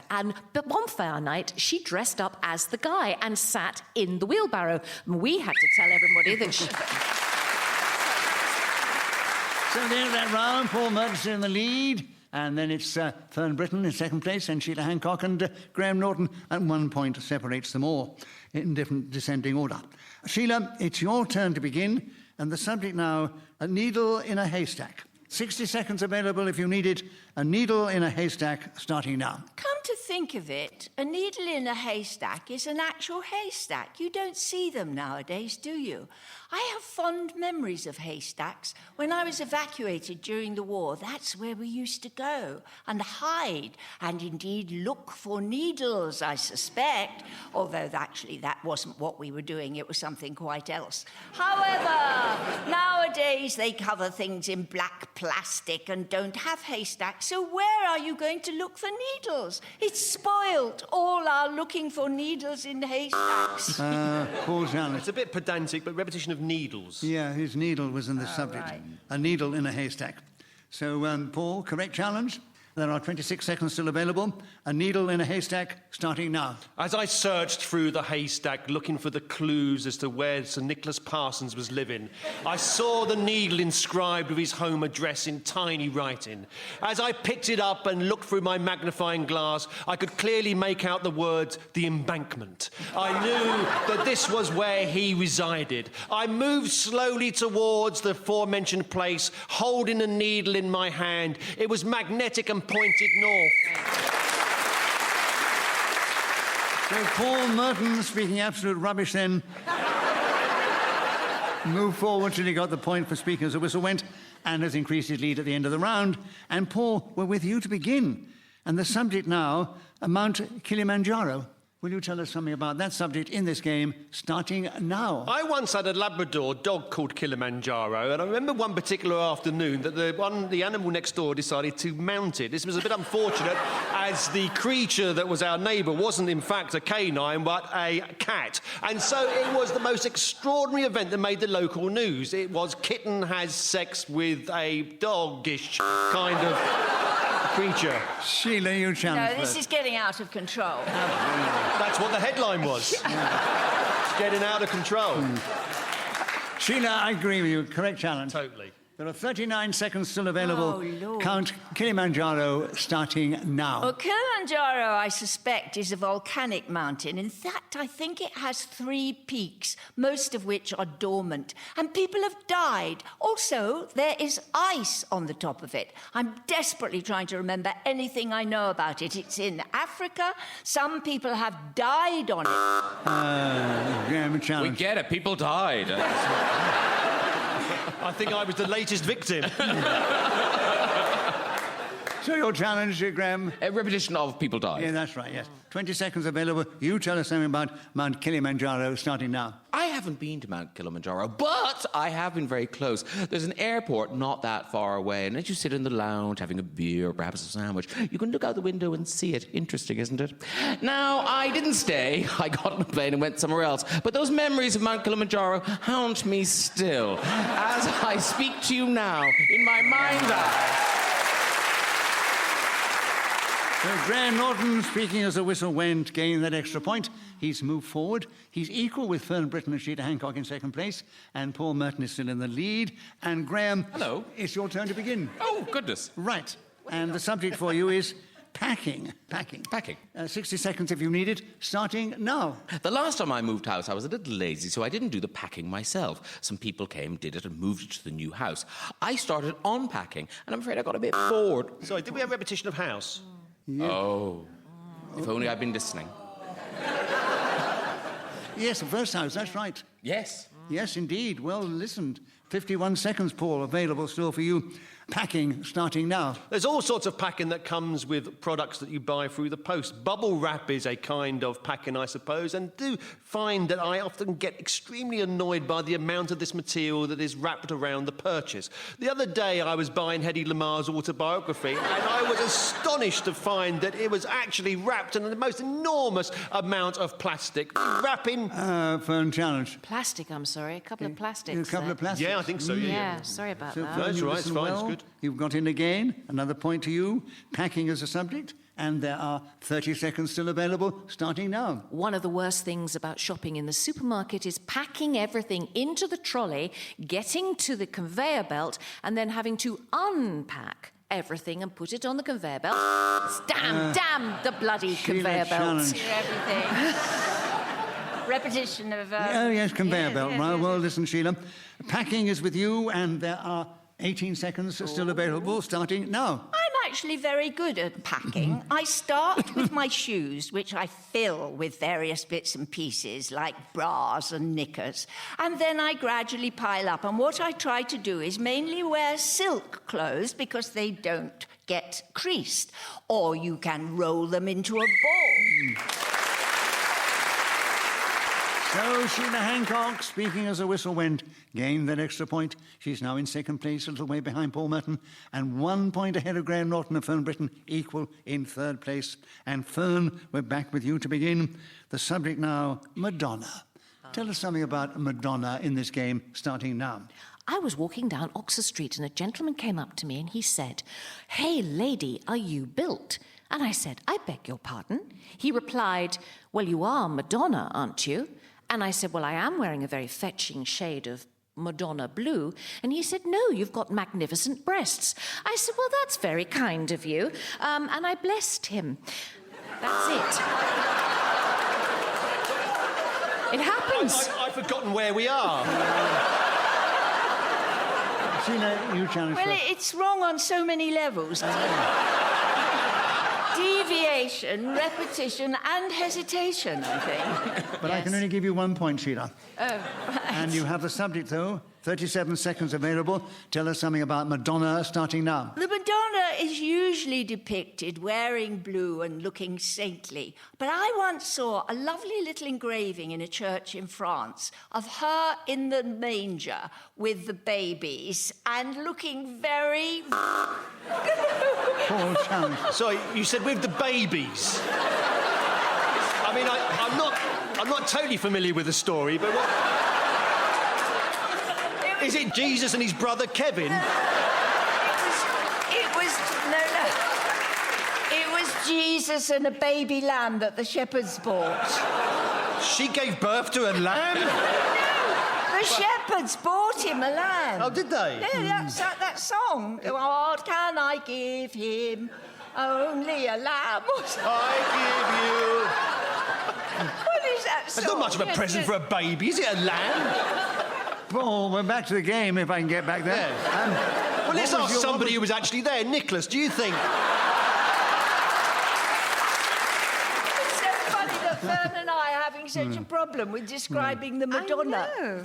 Yes. So, Paul, what was your challenge when the rules were just a minute? Well, Sheila did say babies. Yes. In the plural. And there was, I think there was only one baby Jesus, according to what the story I think what she said was a bit devious, so... Well, it's one of the world's major religions, I think. And you had a correct challenge. Yes. And you have 22 seconds available. Madonna, starting now. I went to see a film with Julian Clary that was all about Madonna in concert in the late 1980s, and it was sensational to sit in the cinema watching this female icon and also a great camp individual that stood on the stage surrounded by male dancers, belting out tunes such as When I'm Cleaning Windows, and it's an odd way to find your way to Amsterdam. And I do... All very devious, Paul, but you got away with it. And you have increased your lead at the end of the round. Let me give you the situation as we move into the final round. Graham Norton and Fern Britton are equal in third place. They're only 2 points behind Sheila Hancock, who's in second place, who's only 2 points behind Paul Merton, who's still in the lead. And Sheila, it's your turn to begin. And the subject is the Tower of London. 60 seconds if you want it, Sheila, starting now. I think the original tower was the white one, and it was built by William the Conqueror to show his dominance over the city of London, as he then was going to take over control. And it is now like a little town with lots of different places. The bloody tower where the two little princes were killed. And of course we have the famous birds that are resident there, the ravens. And we are told that if ever they leave, then the whole place will collapse. And there's Traitor's Gate, which poor Anne Boleyn went through because that is where she was beheaded. A lot of spies were imprisoned there during the war and indeed shot. And the Cray twins spent some time, which I find very interesting. But it wasn't because of wielding a razor. I understand it was because they hadn't paid some tax or other. That may not be entirely accurate, but... Oh, you can. I don't think that's entirely accurate.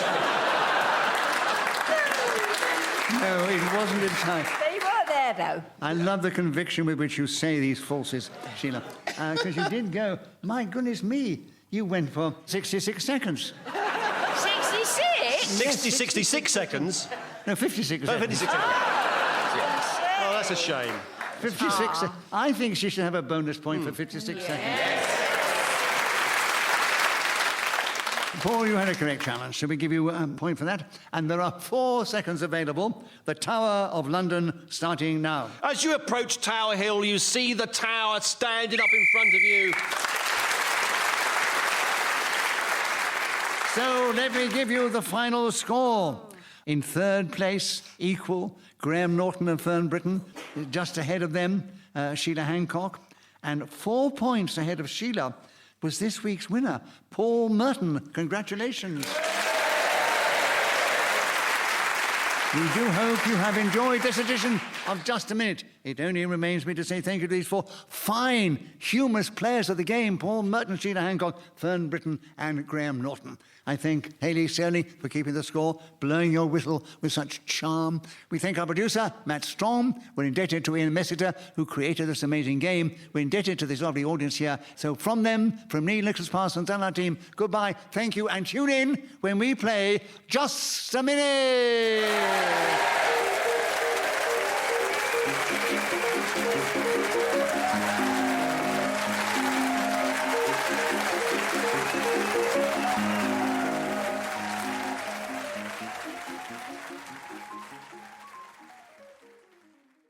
Welcome to Just a Minute.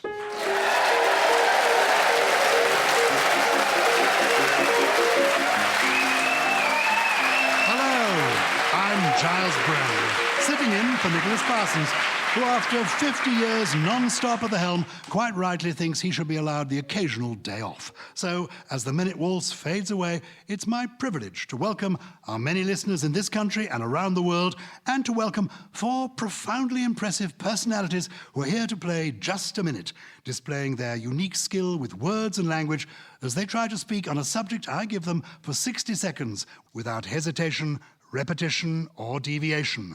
Seated on my right are Paul Merton and Josie Lawrence. Seated on my left, it's Tony Hawks and Sarah Pascoe. Please welcome all four of them.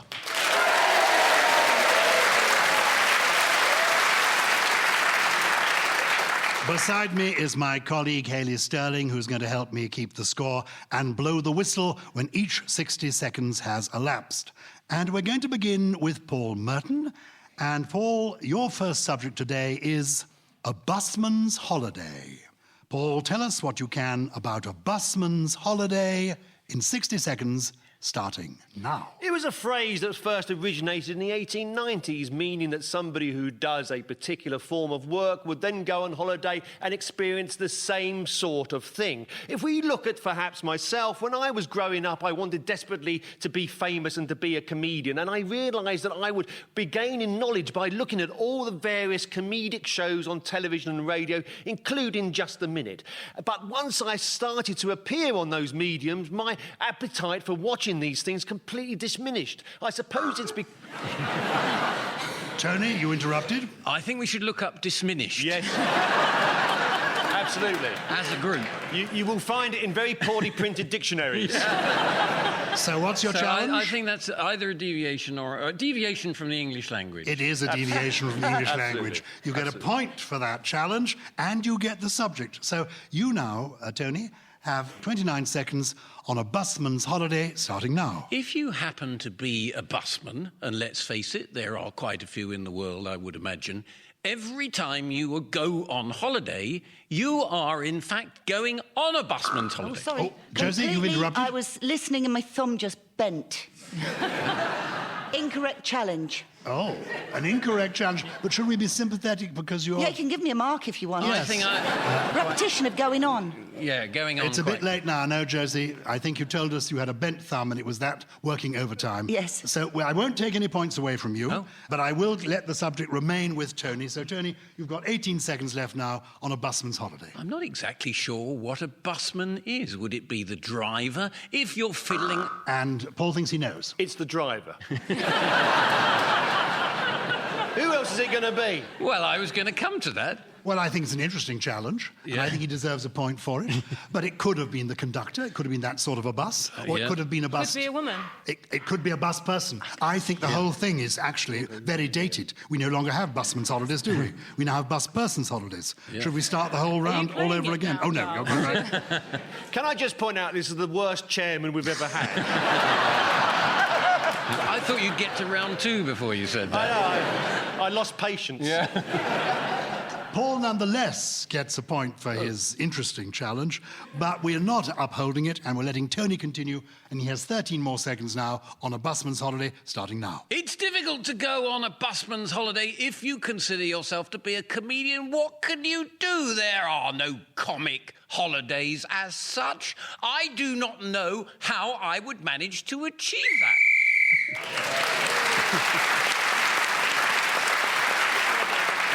Whatever the title is, Congratulations, Tony. You get that extra point for speaking when the whistle went and means you're currently in the lead.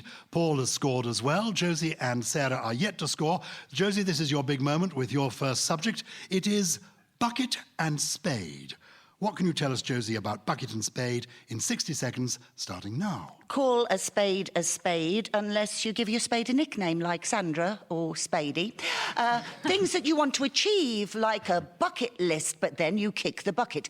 Bucket and spade, but they are intrinsically linked for me because of my childhood memories. Remember going to the seaside? We always went to Blackpool, and there was this beautiful array of coloured shops selling nets and balls, and especially for me, the bucket and spade, painted so delightfully with pictures of starfish and little children playing and gambling in the dunes. These weren't plastic. Oh, a challenge there, and it comes from Paul. I don't think children should gamble. They did in the 60s. Don't think it's right. They did in the 60s. It's a very addictive... They did in the 60s. Gamboling. Oh, gamboling. Yeah. Yes, but you see, it was an ingenious challenge, but we do allow homonyms, which is that what We that allow was? homonyms. We allow homonyms here. Yes, absolutely. So we give a bonus point there to Paul for an intriguing challenge, but we let you keep the subject, Josie.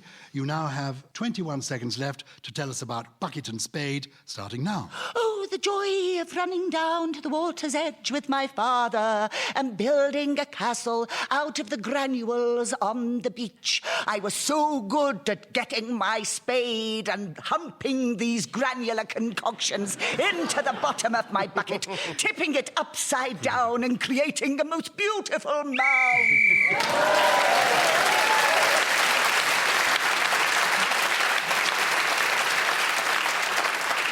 Well, there we go. Paul challenged you on gambling, but not on the humping. Only on Just a Minute would you hear sand described as granular concoctions. That's why I enjoy this show so much. Well, at the end of that second round, Tony is still in the lead, but Josie and Paul are now neck and neck in second place. Sarah is yet to score. This may be her moment, though, Sarah, because this is your first subject. You've got 60 seconds to talk about this. The theory of evolution. That's right up your street. What can you tell us, Sarah, about the theory of evolution in 60 seconds, starting now? Once upon a time, everyone was Victorian. It's not very fashionable anymore, but back then, everyone. And a man... A challenge from Josie. I'm sorry, repetition of everyone. There was indeed repetition of everyone. You get a point, Josie, and you get the subject. You now have 53 seconds on the theory of evolution, starting now. Apparently we all crawled out of the water and got legs, and we were tiny little creatures. Then we grew bigger and bigger, and Charles... A challenge there from Paul. What's your challenge, Paul? Too much evolution too quickly. Bigger and bigger. A repetition of bigger. Yes, indeed. So, Paul, you get a point, and you get the subject, and you have 45 seconds on the theory of evolution, starting now. I don't know anything about it. Tony, you challenged. Hesitation. Yes. I think he deliberately hesitated to give you this special moment, Tony. So you get a point, a correct challenge, and you get the subject. Tony, you have 44 seconds on the theory of evolution, starting now. Unlike Paul, I know a huge amount about the theory of evolution. Sit back, dust yourselves off, oil on your bodies for this pleasurable cruise down Knowledge Avenue. Charles... A challenge there from Paul. The hell of a pause after Knowledge Avenue. Felt more like a cul-de-sac from where I was sitting. Also, I think if you're dusty, you shouldn't put oil on as well. Look, I'm glad I was stopped. I was going nowhere very quickly. I think the health and safety people give Sarah a bonus. Yes. But Paul, that was a correct challenge. You get the subject and a point. And now, Paul, you have 28 seconds on the theory of evolution. Starting now. I find that since I last had the subject, I have completely evolved into a master of this particular knowledgeable field of science. Charles Darwin sailed on the Beagle to the Galapagos Islands and noticed the turtles, tortoises, and other sea creatures crawling over this landmass and thought to himself, I shall develop a theory of evolution. And what he did was he went home, bought the biggest book he could find and a pencil and started writing up straight away his theory of evolution.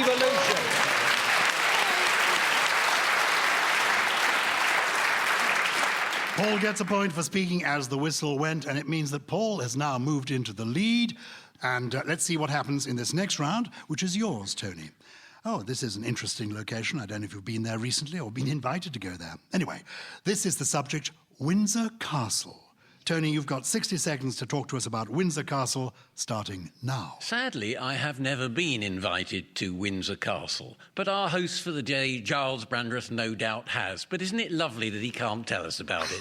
I enjoy it. What a pleasure that gives me. Even in the gaps in between, we'll cut him out if he tries to do it. So there isn't that wonderful news. But let's move on. Interestingly, the royal family's name came from Saxe-Coburg, Gotha. In 1917, it was considered too Germanic, given that there was a war going on. They changed it after Windsor Castle. I just think, isn't it good news that there wasn't a castle in Cockermouth? Because everything would have gone horribly wrong from them from then on. I would like to go to this wonderful place one day and see the Queen and say to her, why do you stay there at weekends when at Buckingham Palace you can go clubbing and come home drunk without having to get a Cuba? Oh, no! Josie interrupted with only 1 second to go. I don't think I pressed it, honestly. I didn't. Giles, I pressed. Josie says she didn't press. I didn't press. Oh, you really didn't press? No. You did press. I did press, You yeah. did press, so the It was lights... hesitation. It was hesitation. With 1 second to go, Paul, you have a point for a correct challenge, and you get this subject, Windsor Castle, for 1 second, starting now. Windsor Castle! Paul is now in a princely lead, followed by Tony, followed by Josie, followed by Sarah. And Paul, the next subject is for you. As we begin the next round, Paul, the subject is daydreaming. Tell us what you can about daydreaming in 60 seconds, starting now. Going back to the busman's holiday subject, I spent a lot of my teenage years daydreaming about being a comedian. I would imagine myself on the Michael Parkinson show, and sadly even used to practice walking downstairs while humming his theme tune to myself. Daydreams can be a powerful force for good. You can imagine yourself doing all sorts of things that you yet don't have the courage to take on fully. Daydreaming. There was a song by the Loving Spoonful, which I can't sing because of lyrics... I was going to say the lyrics are repetitive, but I couldn't say that right. Josie, you challenged? Was you challenging? Yes. Hesitation, absolutely. A correct challenge. You get a point, and you get the subject. You have 35 seconds, Josie, on daydreaming, starting now. It's one of my favourite hobbies, daydreaming, because it's very therapeutic, like meditation. And I usually always forget my minicab guy to go the right way, because after a while I'm always in this lovely reverie. And what's super about my daydreams is that I realised a few years ago that my dear departed mum and me daydreaming things the same. I'm actually getting my words mixed up, but nobody buzzed me, so I'll carry on. We both thought... Paul? She was getting her words mixed up. And you gallantly came to the rescue. Yes, you I did. It was a correct challenge. She was hesitating. And you get 6 seconds with this subject of daydreaming, starting now. As Charles Darwin looked towards the Galapagos Islands, he started to daydream about his theory of even... You'd already said daydream. Josie tried to challenge you, but too the late. whistle had gone. It was too late. And the score is too little, Josie. You're still in 3rd place, but it's your round now. And the subject for you this time is the Wild West. Josie, tell us what you can about the Wild West in 60 seconds, starting now. Well, I tell you, I've been pretty wild in the Wild West, but we're talking about Dudley in the Wild West Midlands, and what stories I have for you can't really be repeated on Radio 4. But when I think of the Wild West, it's a romanticised version of that. You know, the town, the one-horse place where you hear the sound of the honky-tonk in the saloon and the banging of nails as the coffin maker makes his coffin, and suddenly someone... Paul's challenge. Is coffin maker... Well, is that 2 words? Because it was a repetition of coffin, as it is. What is your challenge? A repetition of coffin. of coffin. Coffin maker making his I reckon coffin. coffin maker is Coffin 2 words. would be hyphenate. Coffin maker Yes. is hyphenated. Yeah, okay, fair So enough. I think she gets away with that. Absolutely. So she gets an extra point, and she keeps the subject. It's the Wild West with you, Josie, and you have 34 seconds left, starting now. The thing I remember most is the tumbleweed going down the dirt track and the way everybody kept quiet when a stranger entered town. The sheriff would always be there, there'd be a duel, there'd be gunshots, and that's all I know about the Wild West, apart from the fact that there were some very real people like Annie Oakley.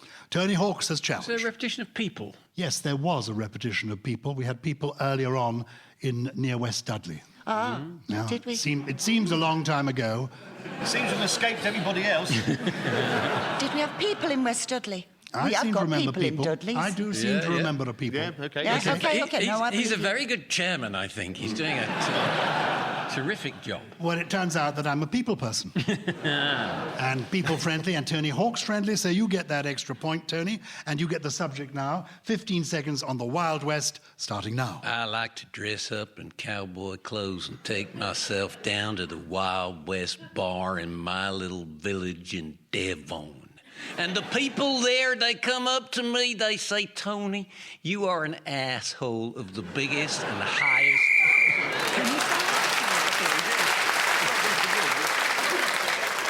Well, at the end of that round, the score, Paul is still convincingly in the lead, but Tony is catching up with him in second place. Josie is doing very well now, and Sarah is waiting for her big moment, which is almost upon her. As we give you your next subject, Sarah Okay. Pascoe, you've got 60 seconds to talk about Miss Marple. Miss Marple. Tell us what you can about Miss Marple in 60 seconds, starting now. Nobody knows why Miss Marple decided not to get married and become Mrs. somebody else's surname. Instead, she was interested in going around the country solving crimes. Her favourite misdemeanour to solve was murder, which is when someone is dead on the floor and no one admits it, and you have to collect clues from people in... Longer than last time. That's longer than so long.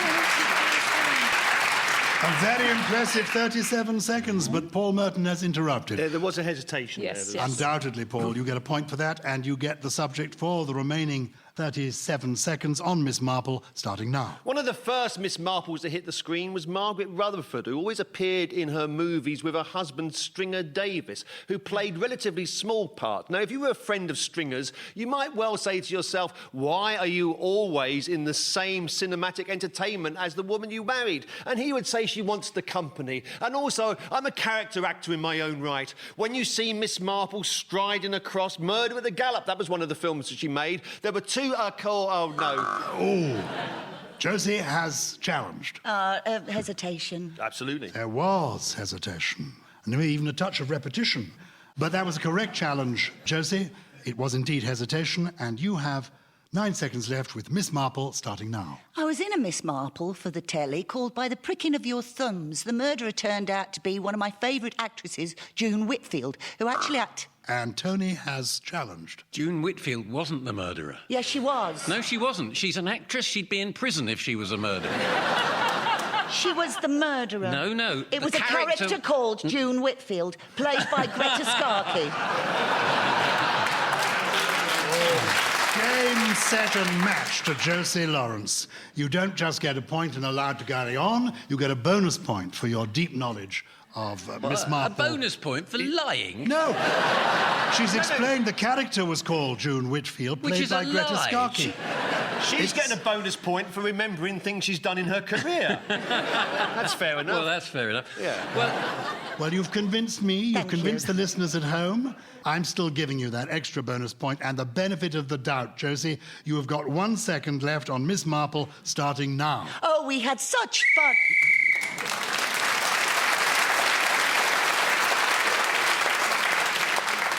Can I just clear that up? Because I know that the real June Whitfield listens to the show and loves it, the actress. And I know her very well. She played and was my she playing mirror. the part of the murderer in this? She was playing the part of the murderer. So, in fact, you have just deceived us. You've taken advantage of my naivete, Yes, my but innocence. June would have wanted it that way. You're now listening to The Moral Maze. And at the end of that round, we have Tony still in third place, Josie now in second place, Paul still with the lead, and Sarah still to score a little bit more than she has so far. Tony, it's your subject now for this next round. Bungee jumping. Bungee jumping is the subject.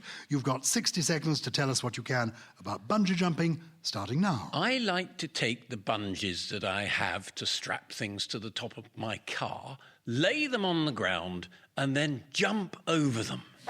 It's an extraordinarily dangerous activity, but I do it for hours on end, much to the fascination of the people who live near me.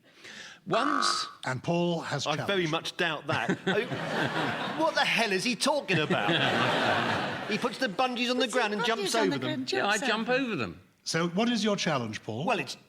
Well, I didn't understand what he was saying, but now it's been explained to me. I feel as if I've evolved into a better human being. Yeah, I don't think it's a justified challenge. He was talking about laying it on the floor before he did anything with it. That was right. That's right. Setting out the kit. I jump over the bungees. What are the bungees? Well, they're the things you strap things to the car with, those little hook things. Are they called bungees? They are called bungees. Ah, now I understand. You were being humorous.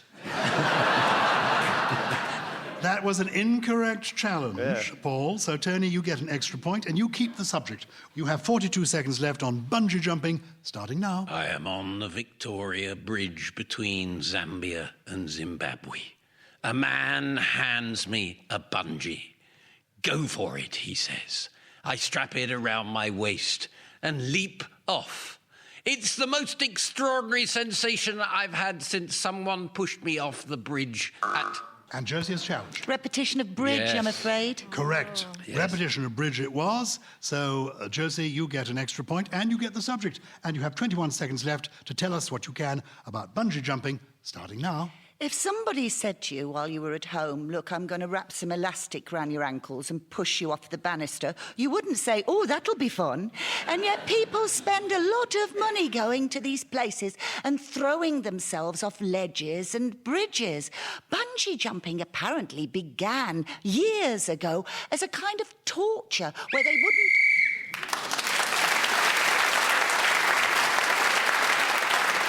Congratulations, Josie. You get a point for speaking as the whistle went, and it means that you have now moved into the lead, just ahead of Paul Merton, who is just ahead of Tony Hawks, who is a little bit ahead of Sarah Pascoe.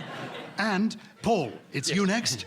And, a topical subject here, the best thing about a wedding. Paul, tell us what you can about the best thing about a wedding in 60 seconds, starting now. I suppose the best thing about a wedding is being part of the married couple, because all eyes in the room are upon you. You feel the love emanating towards you from all your guests as they look fondly on you and your bride, if you are in fact the bridegroom, and you are the centre of attention. You have the ability to mix with everybody you've ever met in your life who is still around, who come up to you with great big smiles on their faces, giving you presents, and also... and you've been challenged by Tony Hawks. I'm going to go back. I don't think you would meet everybody you'd ever met in your life. Who is still around, as I said. Well, what about somebody in a post office? So what? I'm very generous with people I invite to my weddings. Everybody you'd ever met, that's what I'm picking up. What is your challenge? Deviation. Deviation, but it's a general theme. I think he meant everybody he has met, like all his friends and family. I would accept that, as a kind of turn of phrase, which is acceptable. We're not looking for the literal truth here, Tony. It's a difficult judgment, and you're doing terrifically. Well done. Well, can I say I'm going to give you a bonus for perspicacity there? Oh, thank you. Because you understand the quality of the judging here. But I'm leaving the subject... A bonus for perspicacity? David Cassidy. Yeah. But Paul keeps the subject, and he gets a point for an incorrect challenge, and he's got now 36 seconds left on the best thing about a wedding, starting now. And as you step out into the future together, looking forward to your honeymoon, waving goodbye to all the well-wishers who have attended the event, you turn to your loved ones and you say, we are going to spend the rest of our lives together. And so you set off to the Galapagos Islands, or perhaps the Victoria Bridge between Zimbabwe and wherever it was, and you see Tony Hawks being pushed off a bridge, and you cut the rope at the wrong moment, and suddenly he plunges down deep into the sea where he meets an octopus and they get married. Tony quite rightly has challenged. It's not the sea under the Victoria Bridge between Well, Zimbabwe and it's all Zambia. water. It's a river. There was a whole host of deviations. You're completely Oh, right. you're thinking of the Victoria Bridge you were on. Yeah. Well, one you did- and June Whitfield. And June Whitfield. You mentioned Zimbabwe, so I it was did, clearly in yeah. that part of the world. That's true. So that was a correct challenge. Absolutely. Congratulations, Tony. You get a bonus point for that, and you get 9 seconds left on the best thing about a wedding, starting now. The best thing about a wedding is clearly the dancing that goes on by old men who hear Bee Gees songs and think they're super hip, and they throw...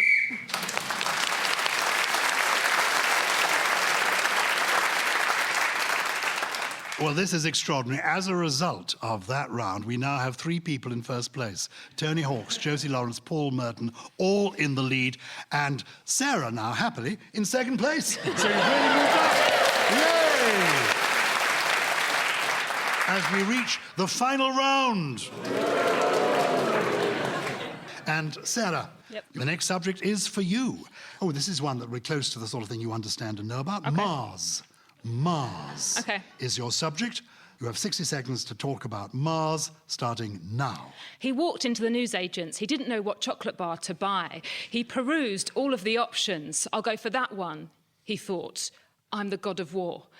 That's the perfect snack for me as I go off into space to visit the 4th planet, the reddest one. It's dusty, so warm. I hope this bar doesn't melt when we arrive there because I'm starving. I've got diabetes. My sugar levels have plummeted to lower than the atmosphere, and the spaceship is run on my happiness. So this is very dangerous for everyone in the solar system. What will happen if I crash in Dudley, which is a place I love to go bungee jumping because it's such fun with those things from the car that I've never heard of before, but that's why I keep them, just for fun. And war.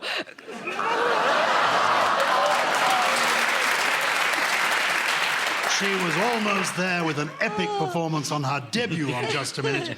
But, Paul, you did challenge. What possibly could have been the challenge?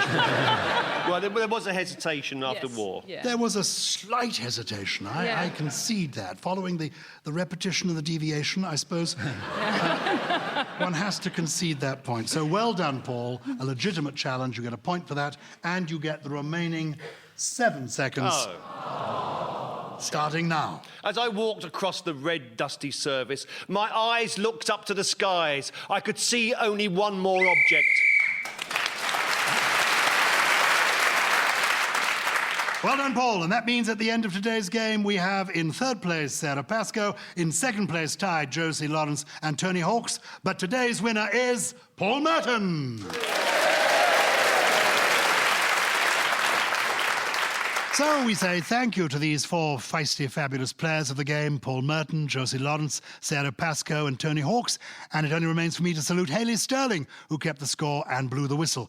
We thank our producer, the mighty Matt Strong. We're indebted, as always, to Ian Messiter, who created this amazing game. And most of all, we're indebted to this wonderful audience here in the BBC Radio Theatre. It's been fun sitting in for you, Nicholas.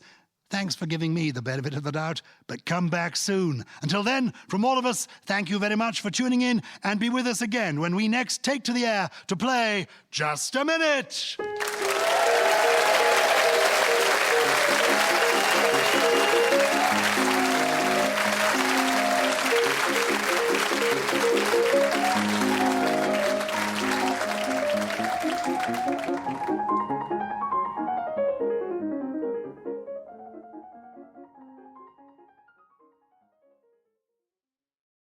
Welcome to Just a Minute.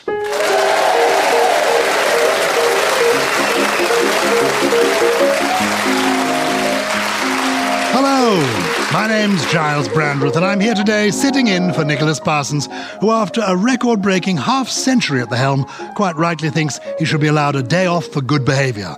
So as the minute waltz fades away, it's my privilege to welcome our many listeners in this country and around the world, and to introduce the 4 tip-top talents who are here to play Just a Minute, displaying their oracular genius with words and language as they attempt to speak on a subject I give them for 60 seconds without hesitation, repetition or deviation.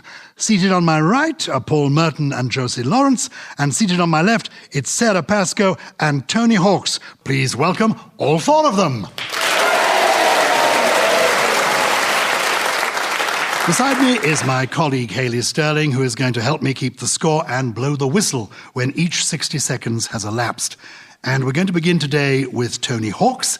And your first subject, Tony, is spring forward. Tell us what you can on the theme of spring forward in 60 seconds, starting now. If I were to spring forward in an exuberant manner, Paul, what's your challenge? Well, it was the exorbitant, it was a deviation from the word exorbitant. Or extravagant, which it sounds like a seabird, doesn't it? An exorbitant. Yes. It does. Yeah. A correct challenge, Paul. Well done. You score the first point. Yeah. How long did I go for, Gyles? You went for a quite impressive 4 seconds. It's a personal best. Yeah. Which means, Paul, you've got 56 seconds on spring forward, starting now. Spring forward, fall back. Those are a way of remembering what happens to the clocks at those particular time of year. Spring, you put the timepieces forward by an hour, and in the autumn, or as the Americans call the word I used earlier, but they don't actually, because it's we that do that, they're the other ones, they put it back. So I would like to... Oh. Tony, what's... I repeated back. Repetition of back. Yes. Repetition of back, correct challenge. Try not to repeat autumn, so I repeated back instead. Tony, you get a point for a correct challenge, and you get the subject, which is spring forward. You've got 38 seconds left, starting now. This is organised by the government, so people all over the country can be an hour late on a Sunday and disappoint all their friends. Of course, they may be 60 minutes early when it goes the other way. That's how it works, but enough science. Let's move on. I would like to spring forward into the front row and sit and watch and admire this magnificent programme. Paul, challenge. No one's stopping you. Well, it's full. Front row's full. Oh, somebody went to the loo, just nip in there. Do you have a challenge within the rules of the game? I don't. Not within the realms of this show, I don't know. That was amusing, though, so you get a bonus for that, but you keep the subject, Tony, and you get a point for an incorrect challenge, and you have 11 seconds left on spring forward, starting now. I have a trampoline in my garden which is not functioning correctly, and I found that if I moved a spring forward and a little bit to the left, it started to perform in a magnificent fashion, which I was delighted about.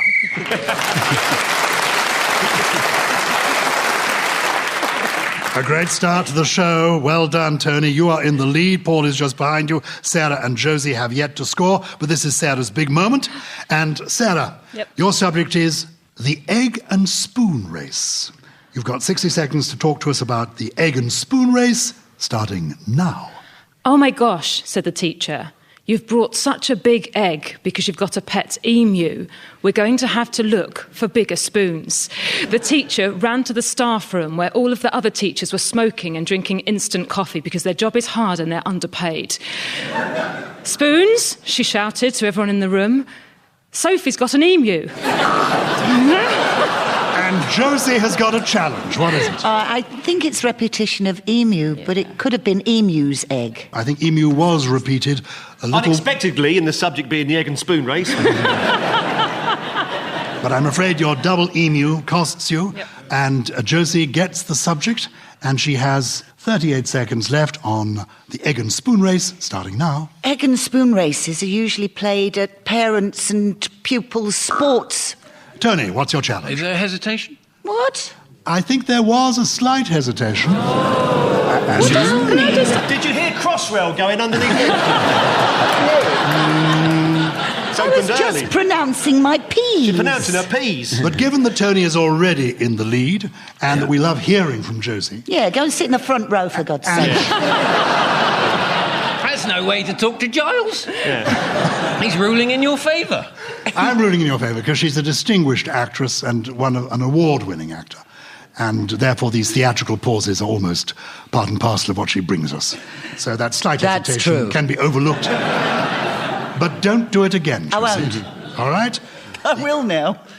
Josie, you have got 33 seconds left on the egg and spoon race, starting now.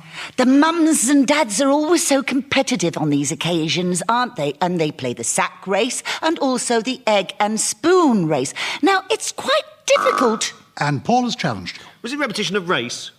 Yes. No, isn't it? No, race is on the card. Oh, is it not the egg and It was spoon? a repetition Oh. of race, but on the card we have the egg and spoon race. Yeah, so absolutely. there we are. I wrote The that incorrect down challenge, so you get an extra point, Josie, and you keep the subject, and you have 22 seconds left on the egg and spoon race, starting now. It's quite difficult, you know, to balance an egg on a spoon. Have you ever tried it? I have.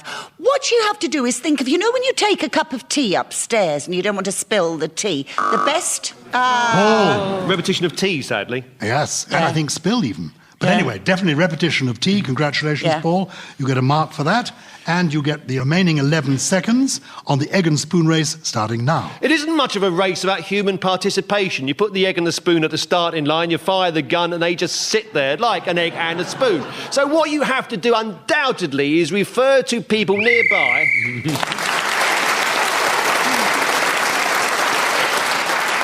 Paul gets a point for speaking as the whistle went, which means he's now moved into the lead.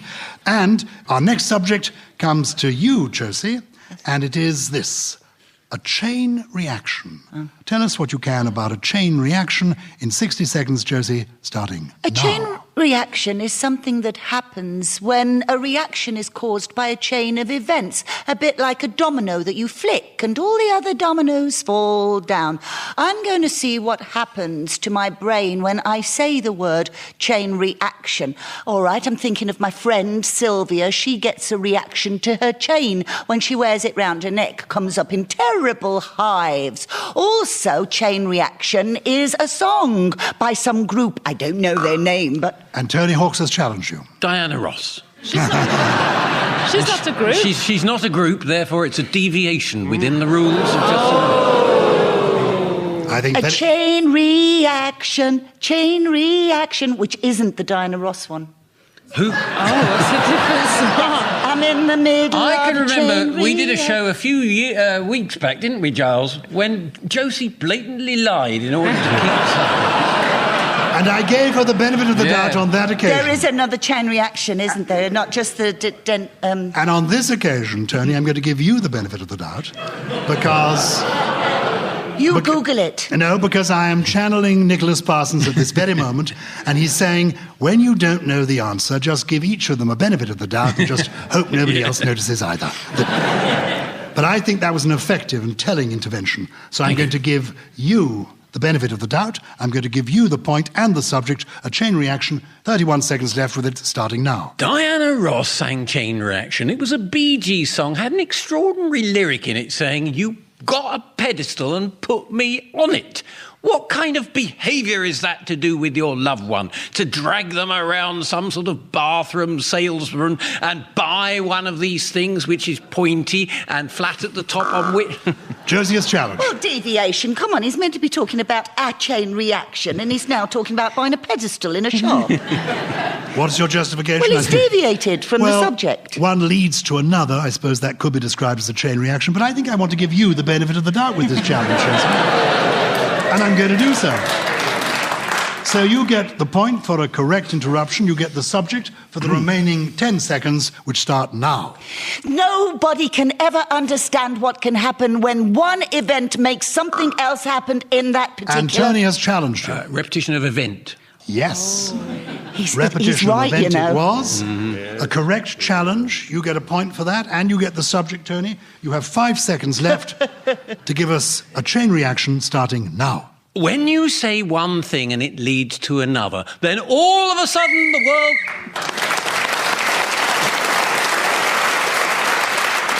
Tony, it's your turn now. Oh, this is a subject I'd love to have had. Oh, Tony. Yeah? Lucky you with this subject. Tony, you've got 60 seconds now to talk to us on this subject, buttons. Buttons. 60 seconds on that, Tony, starting now. I would like to apologise before I do this in case I'm not as interesting on this particular subject as our chairman would have been had he been sitting in my seat. That's a given, and I'm just creeping to him so he gives me the benefit of the doubt. I don't like buttons on flies. I prefer zips. They're much easier, although if you catch something in them, one is kinder than the other. But let's move on from that particular area into perhaps the ITV panto many years ago I watched, and Frank Skinner played Buttons, but he was so brilliantly upstaged by the man who played Lucretia, the ugly sister. Josie has challenged you. Repetition of played. Yes, the man who played Buttons. He was about to praise somebody. Yeah. Well, now we'll never find out who it was.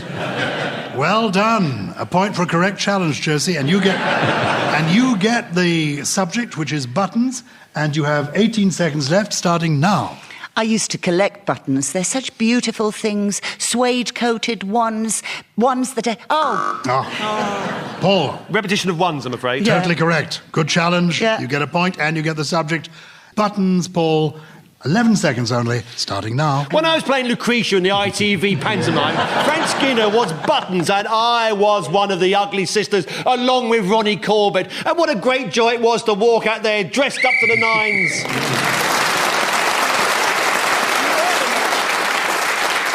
Well, that has helped move you into the lead, Paul. You're just ahead of Tony, who is just ahead of Josie. And Sarah, your subject is first class. And you've got 60 seconds on that, Sarah, starting now. When you've got a lot of money, you don't have to queue with the other people when you're going onto an aeroplane. You get to go instead on a special aisle which leads you onto the vehicle, which goes into the sky. You get a bigger seat, and a very beautiful lady, who also smells amazing, comes over and gives you hot nuts and a glass of champagne.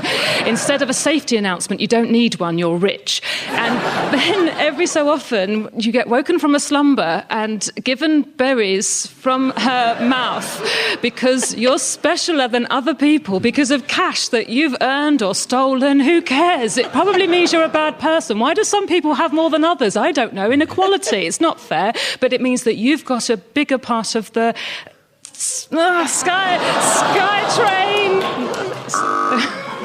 Paul, your challenge? Very slight hesitation. Yes, I think I just caught it.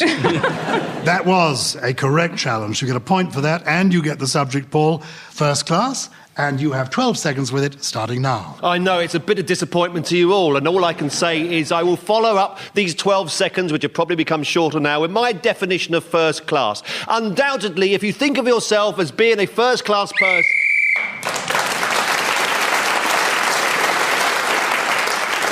First-class performance, Paul. You get that extra point for speaking as the whistle went, which means you move further into the lead, still ahead of Tony and Josie, who are neck and neck, and Sarah is yet to score. But that was very impressive. You're on the edge there of getting a double point for doing the whole 60 seconds. I think you're being kind to me. No, I'm not. And our next subject comes to you, Josie. The subject is tending my garden, Josie. Tending my garden. You've got 60 seconds with that. Tending my garden, Josie, starting now. I like to keep my garden tended. There's nothing like pruning your bushes to make you so wonderful and clean and tidy. It's very therapeutic. I've got a 30-foot garden, and it's full of beautiful things. New Zealand tree ferns, yuccas, one so tall, and yet I bought it back from Columbia Road Flower Market when it was only tiny. At the back, I've got a Chinese pagoda, and I sit there every morning to take my coffee, and my cats come and join me. Yes, I'm a woman that has feline creatures. Would you have guessed it looking at me? At the back, there's bamboo, a huge mound of it, black-stemmed, the best. Tony Hawks has challenged. This is very technical here, but I think she's just telling us about her garden. She's not telling us about tending her garden. Tony, you used to like me. There is no question that is an incorrect challenge. Oh, okay. The word tending is the same root as the word tender. She spoke of her garden with such affection and tenderness that unquestionably she was tending her garden. And I'm not lying. I do love my garden. That was coming over. You've got the point, and you keep the subject, and you have 18 seconds left, Josie, on tending my garden, starting now. My patio is covered with jasmine and also lemon geranium, and every morning I go out and pick off a little leaf or... Paula's challenge. Do we have morning before? Every morning I go have a cup of coffee in my pagoda? Yes. The cup of coffee earlier in the morning. I think we have had a repetition of morning. A good challenge, Paul. Well done. You get a point for that, and you get the subject, tending my garden, 11 seconds starting now. When I look out of my front window and I see the grass growing every day, I wonder to myself, what shall I do next? Shall I go to the Chinese pagoda where I've got the mound of bamboo where I've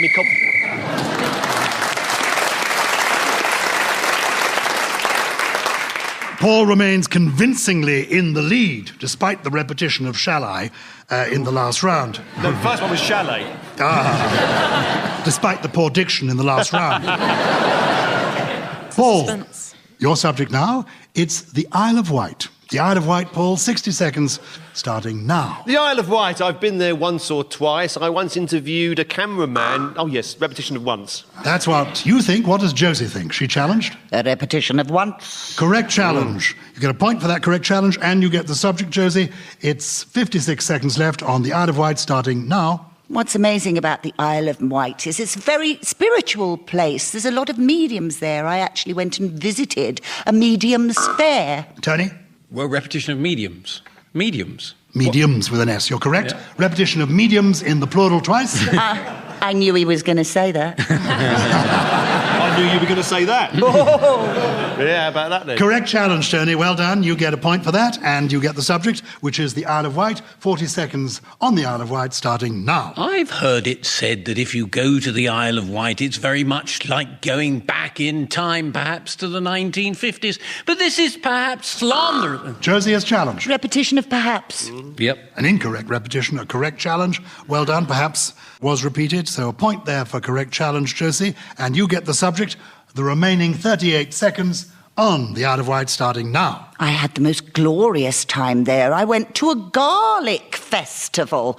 So many strains of that particular tubular root type thing. Chocolate flavoured, ginger. It's really quite weird what you can do with that particular cooking type of thing. Sarah. I didn't know. Hesitation. I think so. Yeah. There was. I feel so bad. I'm going to have dreams tonight. No. Why'd you interrupt her? She was telling a story. It was interesting, but there were pauses there. Yes, it was brilliant. Totally correct challenge. Yes. Okay. So you get a point for a correct challenge there, Sarah. A point? Yeah. So All to myself? Yeah. And you get the subject. Okay. Which is the Isle of Wight. Okay. And you have only 20 seconds to tell us what you can about the Isle of Wight, starting now. The Worst Gig of My Life by Sarah Pascoe. I had to get on a ferry from Southampton with 3 other comedians and go to the Isle of Wight. We got to the venue, which was not, as we had been told, a theatre, but a pub where people were drinking and eating, and comedians were apparently regaling them with stories that they had previously believed to be funny until...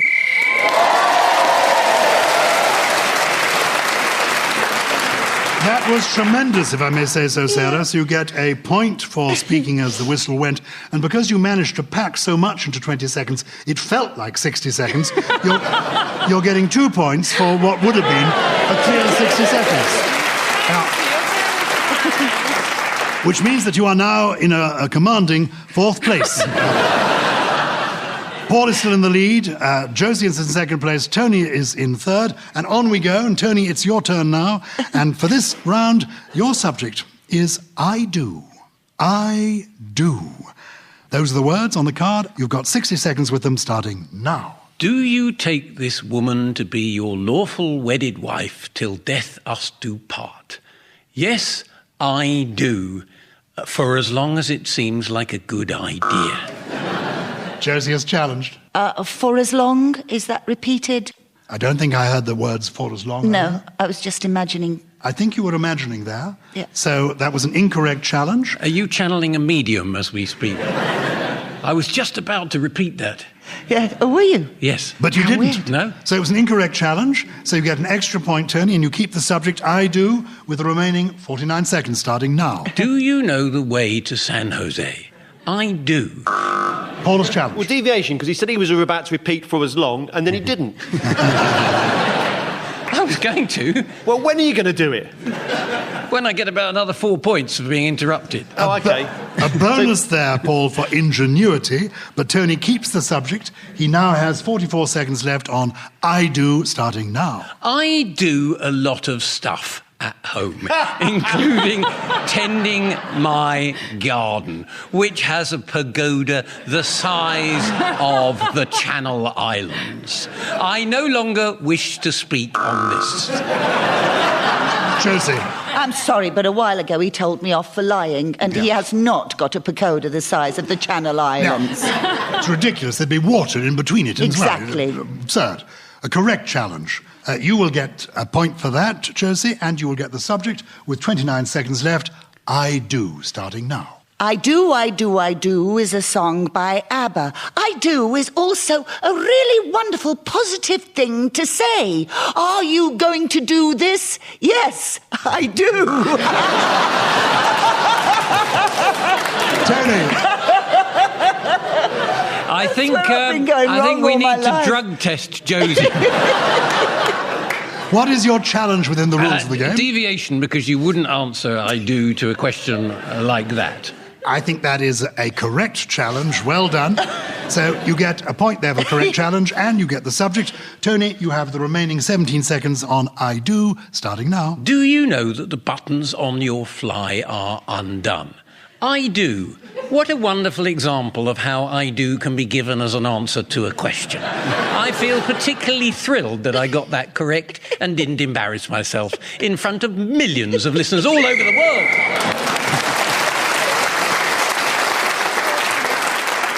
Well, the scores are exciting. I mean, Nicholas always says it's about the fun, not about the scores. I don't agree with that at all. I think it's really about the scores. And Paul is in the lead, followed by Tony, followed by Josie, and Sarah is in fourth place, but about to do remarkable things with her round.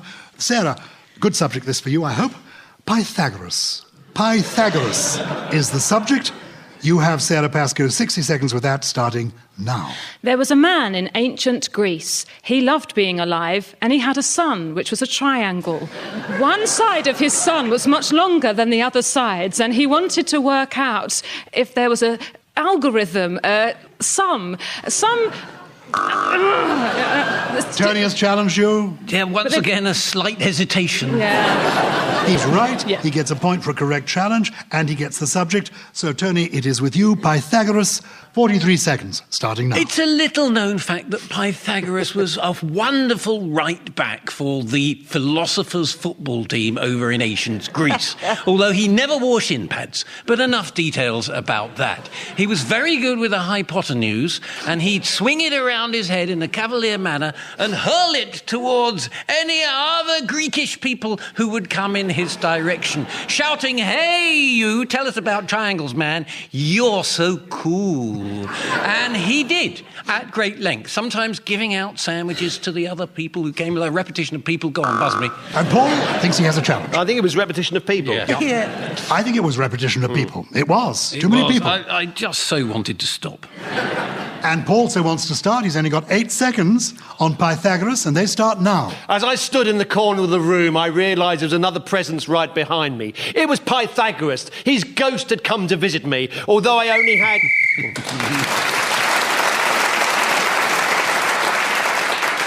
The tension is mounting. Sarah is in 4th place. In 3rd place is Josie, just behind Tony, who is just behind Paul. It really is neck and neck as we reach the final round. The final round, Josie, is starting with you. Oh, and the subject is egg timer. You've got 60 seconds to tell us what you can about egg timer. Starting now. I wonder if the first egg timer was a little old lady in the village who used to come over to your kitchen when you had the boiling water on with the egg in it and just count next to it. I am the old egg timer. And Tony Hawks' challenge. Repetition of old. Old lady, Oh, yeah, old true. egg timer. Yeah. Thank Well you, because I spotted. hadn't got a clue what to say about egg timers. Well done, Tony. A point for a correct challenge. You get the subject, egg timer, and you've got 48 seconds left, starting now. My girlfriend came down into the kitchen. She said, "Quick, make love to me on the table." So I did, and asked her afterwards why I had to do that. She replied, "Because the egg timer is broken." And that is the story of how I made it into... A challenge from Sarah. I think his batteries are running out. Yes. Correct challenge, Sarah. Okay. You get a point for a correct challenge, and you get the subject. Okay. Egg timer is what's on the card. You've got 31 seconds with it starting now. Being a woman in your late 30s is a little bit like being an egg timer, but with ovums, and with culture around you asking, have you met anyone? And don't you feel lonely when you wake up in the morning at 11 a.m. hungover again? No. You say... Paula's challenge?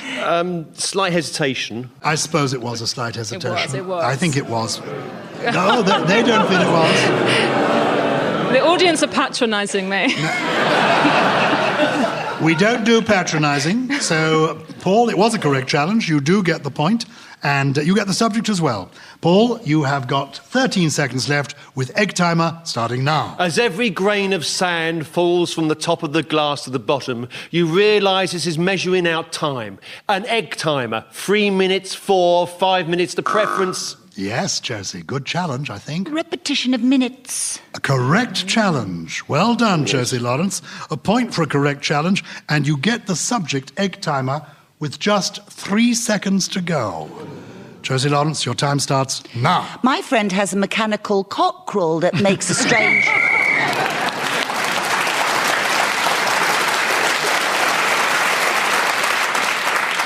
Josie was speaking as the whistle went, so she gets an extra point, which means that she is now in 3rd place, just ahead of Sarah, who is in 4th place, and just behind Tony, who's in 2nd place, which means that our winner this week, top of the league, it's Paul Merton.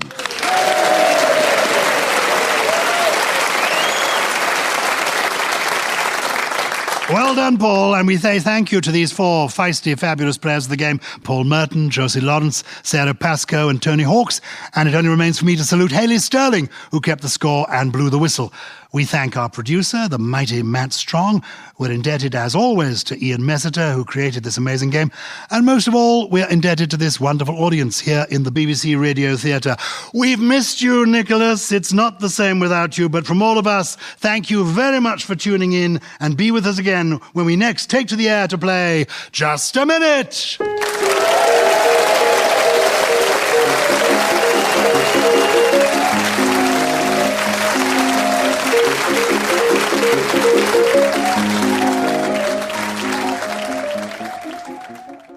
Welcome to Just a Minute. Thank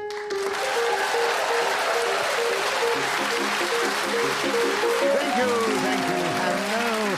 My name is Nicholas Parsons, and as the minute waltz fades away, once more it's my huge pleasure to welcome our many listeners, not only in this country, but around the world. But to welcome to the programme 4 exciting, dynamic personalities who this week are going to play Just a Minute. And they are, seated on my right, Paul Merton and Marcus Brigstocke, and seated on my left, Gyles Brandreth and Rebecca Front. Please welcome all 4 of them. Beside me sits Hayley Sterling, who's going to help me with the score. She'll blow the whistle when the 60 seconds have elapsed. And as usual, I'm going to ask our players to speak on a subject that I will give them, and they will try and do that without hesitation, repetition, or deviation. And we begin the show once again with Paul Merton. Paul, a wheelbarrow. Tell us something about a wheelbarrow in this game, starting now. Of all the subjects I've ever been given on this show, a wheelbarrow is by far the most exciting. One thinks of the disaster movies of the 1970s, the Poseidon Adventure, Towering Inferno, Earthquake, and Wheelbarrow. Basically, it's a box with a wheel and 2 handles at the back, and gardeners and builders use it quite a lot. You put items inside the thing, and it's easier to move them around once you've got this device to your hand. Nicholas is a very keen gardener, and he is... Gyles, challenge. I thought you said this was going to be exciting. It's called sarcasm, Gyles. I don't think it was a big enough laugh to give you a bonus point, No. Gyles. But he can have the subject by all means. No, I'll keep the Have you subject. got a challenge within the rules of Just a Minute? No. No, No, yes. right. Well, deviation from the promise. I don't know what you find exciting these days, Gyles, but I suspect it probably needs... Can I say being humped in a wheelbarrow is something I would find exciting? You'd probably need a set of jump leads to accomplish it.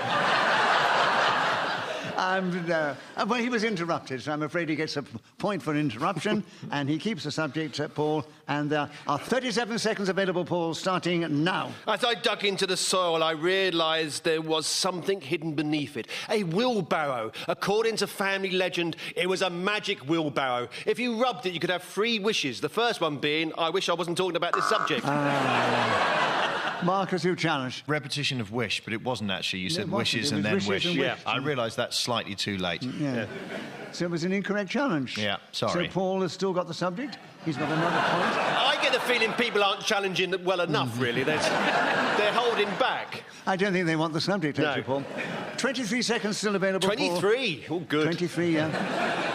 No, 23. 23, yeah. A wheelbarrow starting now. The Magnificent Seven. Do you remember the actors Yul Brynner, a wheelbarrow, James Coburn, Robert Vaughn? Everybody forgets that the wheelbarrow was in that particular movie, but what a scene between it and the bald-headed hero. In the dusty town, one reached for his gun. The wheelbarrow had a whole load of bricks inside it. All right. Marcus challenge. Deviation from the word hole. Oh, yes. You said a hurl load of bricks. Did I? Which, if we were in the northeast, would be fine. Did I say that? Yeah. Right, Marcus? I'm trying to help, mate. No, yeah. Fair enough. I was getting into my stride and I suddenly found something interesting to say about it. Oh, I'm sorry, I stopped you. That's all right, don't worry. Marcus, a point for a correct challenge. Yeah. And there are still 5 seconds to go. A wheelbarrow, Marcus, starting now. Being a wheelbarrow was a sport I had to participate in at school where your legs were held and your arms... In this game, whoever is speaking when the whistle goes gains an extra point, and it was Marcus Brigstocke. So he's equal with Paul Merton in the lead. And Marcus, we'd like you to begin this next round. Oh, bell ringers. They are quite humorous characters to watch, aren't they? Oh. That was terribly bad radio. I'm so sorry. It sounded like you've given yourself a hernia. I know. I just get carried away with my theatrical performances. I should explain to my listeners, I did a gesture of what a bell ringer would look like if he was pulling his bells. Pulling his ropes.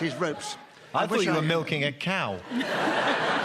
Anyway, the subject is bell ringers, Marcus. 60 seconds available, starting now. The world of competitive bell ringing is fierce and intense. If you muddle up a ding and a dong, you'll be out of there before you know what's happened. They stand underneath the tall tower in the church and they grab the ropes and they tug on them, and every single one of them hopes it'll be them that gets yanked up into the ceiling of the place, because that's what happened in the films. I've listened to this up close and I can tell you that differentiating between all of the different bells is very hard indeed. I didn't find it interesting, but it was more exciting than the first 30 seconds or so of this particular minute that I'm giving up on the subject. Now, I don't know if anybody here has ever rung a bell, but basically what happens is it rings. That's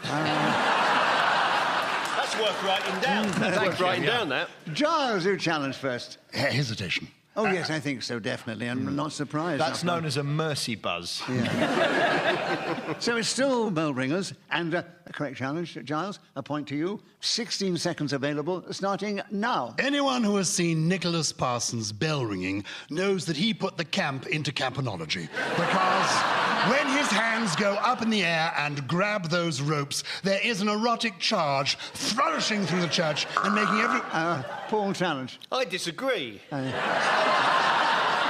I don't think there is an erotic charge when Nicholas pulls the bell rope. Do you think there's an erotic charge, Nicholas? Well, I've never pulled one, so I wouldn't know. So how do I judge on that one? You gave us a little demonstration earlier, and it was so good. Exactly. Did you get an erotic charge from that earlier? No, but I sense that the audience did. Yes? I think you're mixing it up with static electricity. Can I suggest that it was also a deviation of a sexual kind? I mean, not yours, you know, Gyles's interruption suggested a sexual deviation. It's lovely to hear from you, Rebecca. Well, thank you. I just wanted to get my voice in, really, but also to defend Gyles. He's sitting near me. He's clearly a sexual deviant. And I thought... of the best possible kind, and I thought if I could just chip in on his behalf, somehow I feel I'm not helping. No. I'll shut up, I won't speak you brought again. a lovely sense of humour to this situation. Well, that's what I'm here for. Give her a bonus point. And that that, ladies and gentlemen, will be my only point of the evening. No, it won't be. And I'm going to give you the benefit of the doubt, Gyles. See? I'll try and redress it to Paul if I can, to Yeah, you that's later. right, Because there are only 2 seconds left. Bell ringers, Gyles, starting now. My parents were bell ringers and lived within the sound of bow bells. So at the end of the round, Gyles has got a point more than Marcus and Paul, and Rebecca's got 1. And Rebecca, it's your turn to begin. Oh, the subject, raffle tickets. We've all experienced them in different forms, but please talk about them in this game if you can, starting now. The selling of raffle tickets is a duty that befalls people like me who have absolutely nothing else to bring to the school fete or the church fair or any similar arrangement. I was always absolutely hopeless at the school gates about volunteering. Oh, Gyles' challenge. Repetition of school. So, Gyles, you've got in with the first or correct challenge. 43 seconds available. Raffle tickets starting now. During my brief tenure as a Member of Parliament before the people spoke, the bastards, I found myself regularly going to occasions where raffle tickets had to be bought. And what I did was actually acquire 1 set which I kept in my top left-hand pocket, and whenever I arrived at a function, I would produce these and say, oh, I've already bought mine. I actually acquired them in June 1967. Marcus' challenge. Repetition of acquired. Yes, indeed, that's right. Required too much there, Gyles. It's going to be like that, is it? If you repeat things, yes. Yes, it definitely will. So, Marcus, a correct challenge. 20 seconds available. Raffle tickets starting now. What could possibly be more exciting than finding out that your raffle ticket is the one that's been drawn out of the bran tub and finding out you've won a bottle of vinegar from someone's back cupboard that they donated at the last minute in a panic, thinking, oh, we better chip something into this. Nonetheless, a win is a prize that you can take home and you can...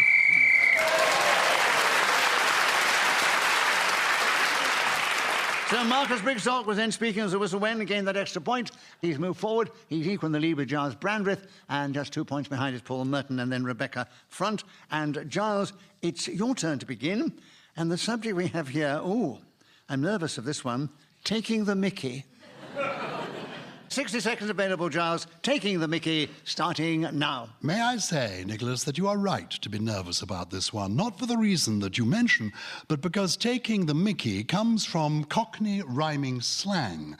And I believe the origin is to do with taking the Michael Bliss, which gives you another word beginning with the 21st letter of the alphabet and including 2...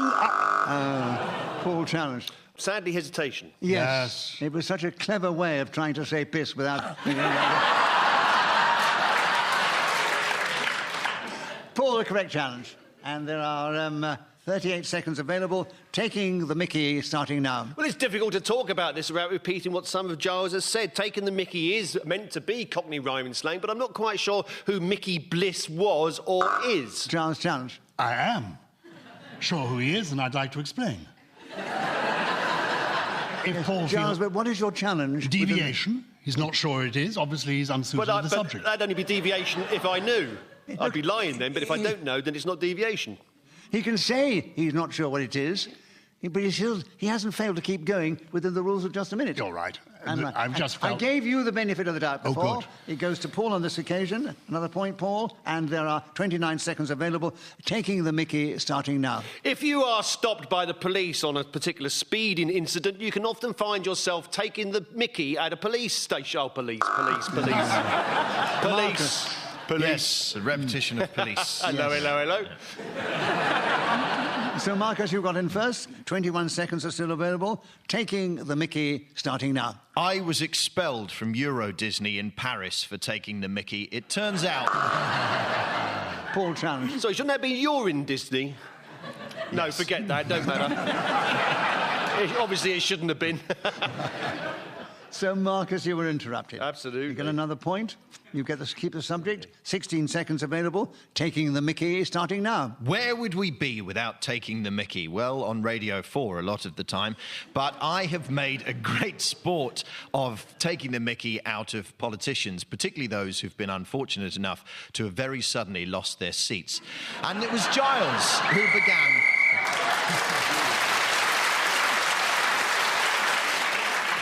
So at the end of that round, Marcus Brigstocke was speaking as a whistle wing. Gained that extra point, has increased his position. He's only 3 points ahead of Paul and Gyles, and Rebecca's trailing a little. And Paul, we're back with you to begin. And the subject is lovebirds.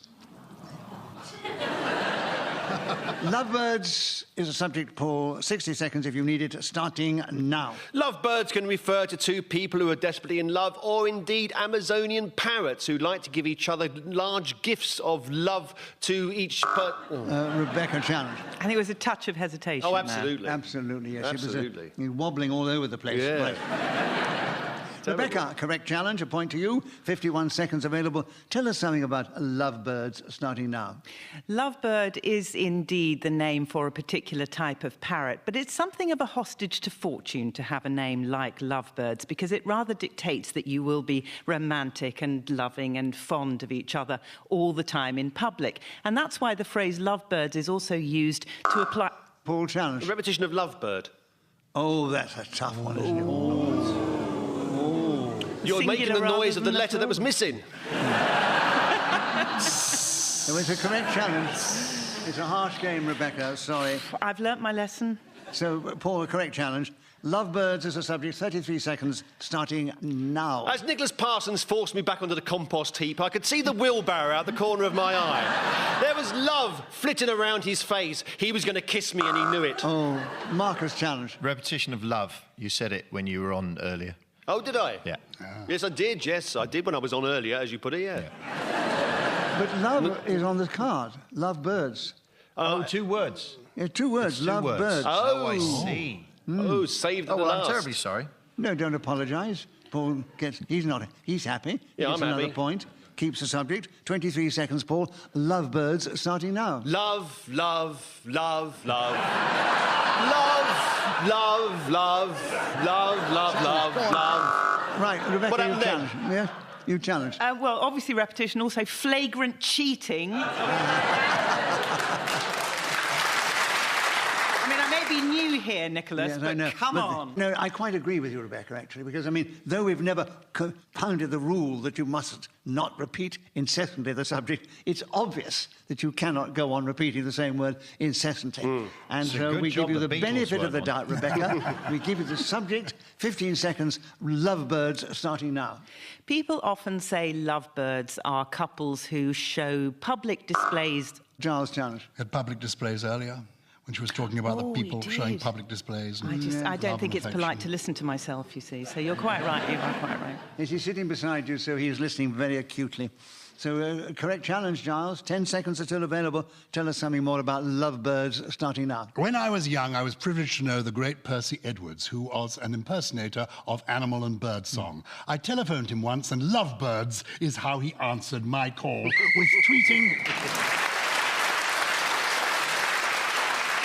So Giles, speaking the whistle when gained that extra point. He's now equal with Paul Merton and Marcus Brigstocke in the lead, just ahead of Rebecca front. And Rebecca, we're back with you to begin. Oh, a romantic subject now. Romeo. Tell us something about Romeo in just a minute, starting now.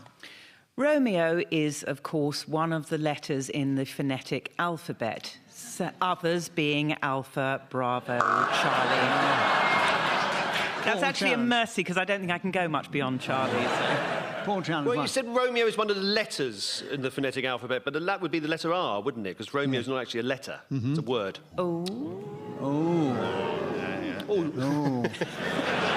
It sounds like you've just seen the Star Prize on a TV quiz show. Oh, it's a caravan.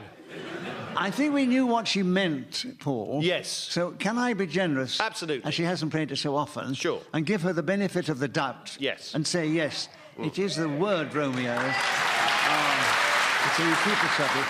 Paul was correct, so give him a point for a good challenge. You have a point for a... No, no point at all, but... You keep the subject. Keeps the subject. And it's Romeo, 52 seconds, starting now. Romeo is also the eponymous hero of a play by our national bard, William Shakespeare, and he is universally thought of as one of the great lovers. But in fact, if you are a mother, I think he would be the last person on earth that you would want to have in a relationship with your daughter.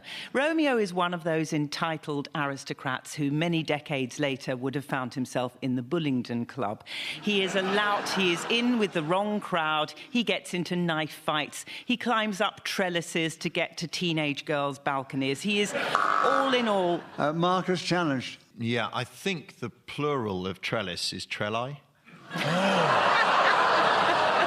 It isn't. Marcus, so I give you a bonus point. Deviation. Talk about desperation. Trelli. I'm trying to take a point away from you for Several trelli, surely. No, I think we stick with Rebecca on this one. Rebecca, incorrect challenge. Romeo's still with you, and 17 seconds are still available, starting now. Romeo, Romeo, wherefore art thou Romeo, is the heartfelt cry that Juliet utters, and many people believe that that word... Gyles challenge. She mentioned the title of the play earlier, Romeo and Juliet, and she just mentioned Juliet again. Oh, that's right, she did, yes. It's quite true. Oh. And you've got him with 7 seconds to go. Another point to you, Gyles. Romeo's the subject, starting now. 'Twas in a restaurant they met, Romeo and Juliet. He had no money to pay the debt, so Romeo owed what Juliet. So Gyles, speaking as a whistle when gained that extra point. He's in second place, only 1 point behind Paul Merton, 1 point ahead of Marcus Brigstocke, and 3 points ahead of Rebecca up front. And Gyles, we're back with you to begin. And the subject is playing truant. Any personal experiences? If not, make them up. Starting now. I so loved being at school that I never played truant. But quite recently, on the One Show, we had a guest artist from Poland who was called Truant. That was his act. And I did a number with him. So in a sense, I have played truant with Truant himself. A beautiful performer called Anton Schluck, as I recall. One of the great Warsaw singers. Paul challenge. What is he talking about? We have listeners all over the world, as Nicholas I think we've reminds lost us. half of them in the last 30 seconds.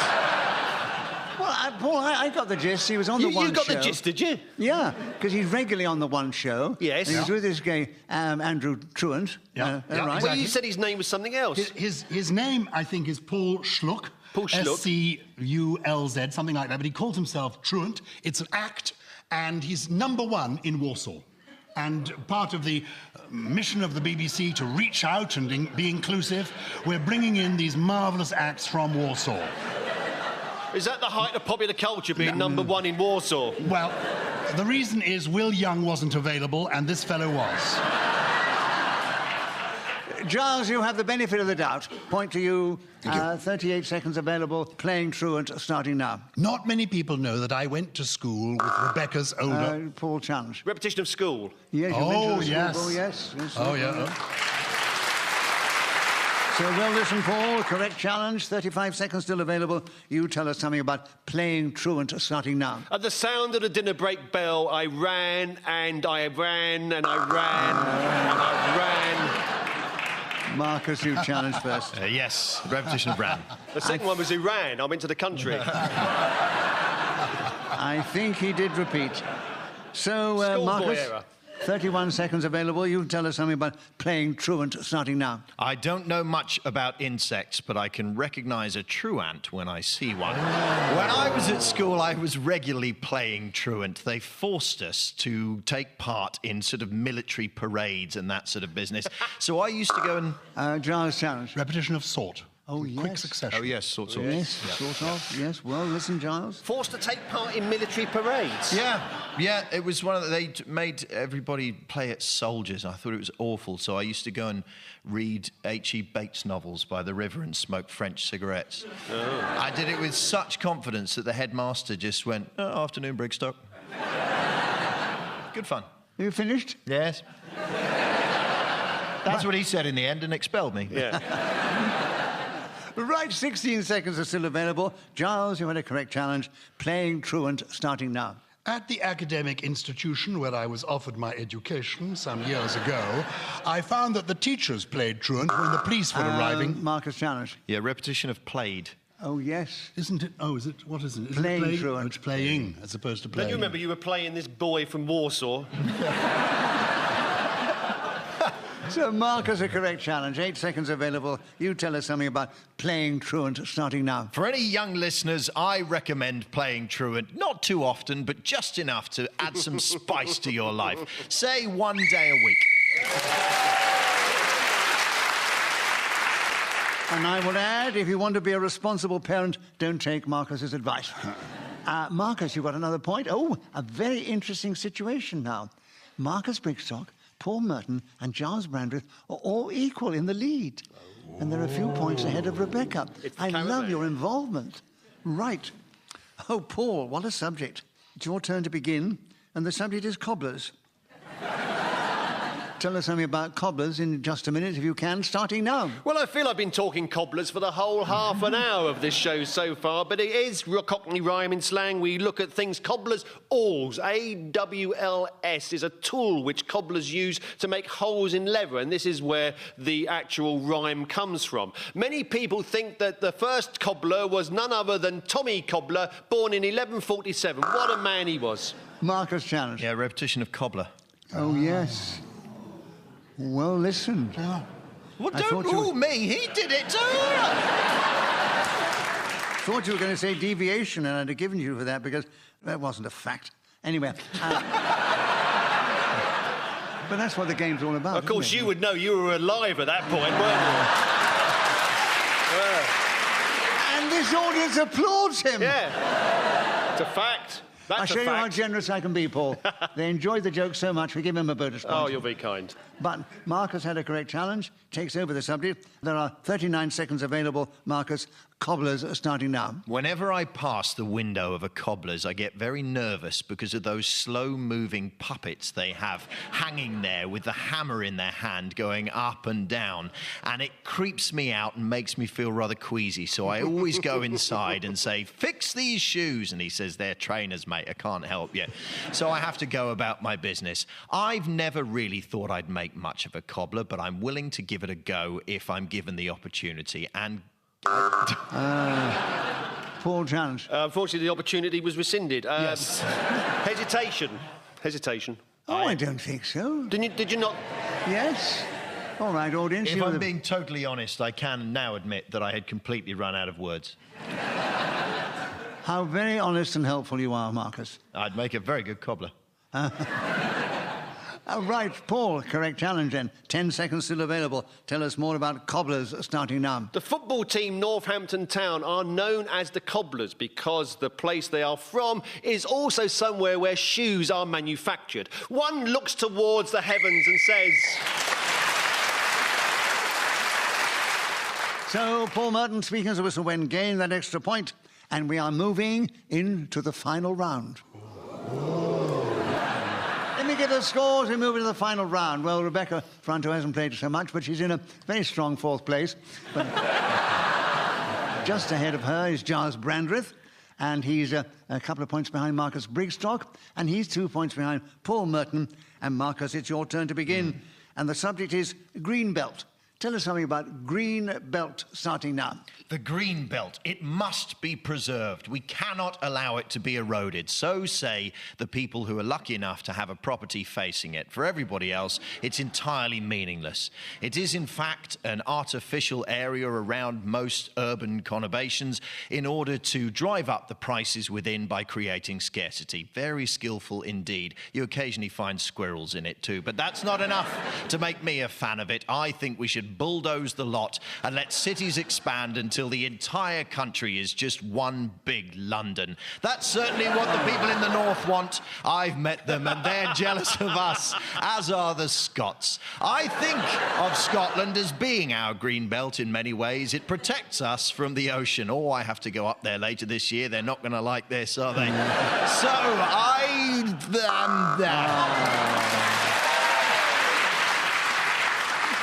I hope you're applauding his humour and not his anarchic attitude. Oh, Gyles, you've got him with 9 seconds to go. The subject has got another point, of course. Green belt, starting now. When I played Peter Pan, it was a most affecting performance, but the costume gave me problems because the green belt that was supposed to cape up my tights. So Gyles, speakers, the whistle went, gained that extra point, brought the show to the end with a flourish. Let me give you the final score. Well, Rebecca Front, who's not played it so often, finished in a very, very good fourth place. With a few points behind Marcus Brigstocke, and he was 1 point only behind Gyles Brandreth, who was only 1 point behind Paul Merton. So we say, Paul, you are the winner this week. It only remains for me to say thank you to these four fine, exciting, humorous players of the game, Paul Merton, Marcus Brigstocke, Rebecca Front and Gyles Brandreth. I thank Hayley Sterling, who helped me keep the score, blown her whistle with great style when the 60 seconds elapsed. We're grateful to our producer, Richard Morris, and we are deeply indebted to Ian Messiter, who created this amazing game. We're also indebted to this lovely audience here who cheered us on our way magnificently. From them, from me, Nicholas Parsons and the team, goodbye, thank you, and tune in when we play Just a Minute.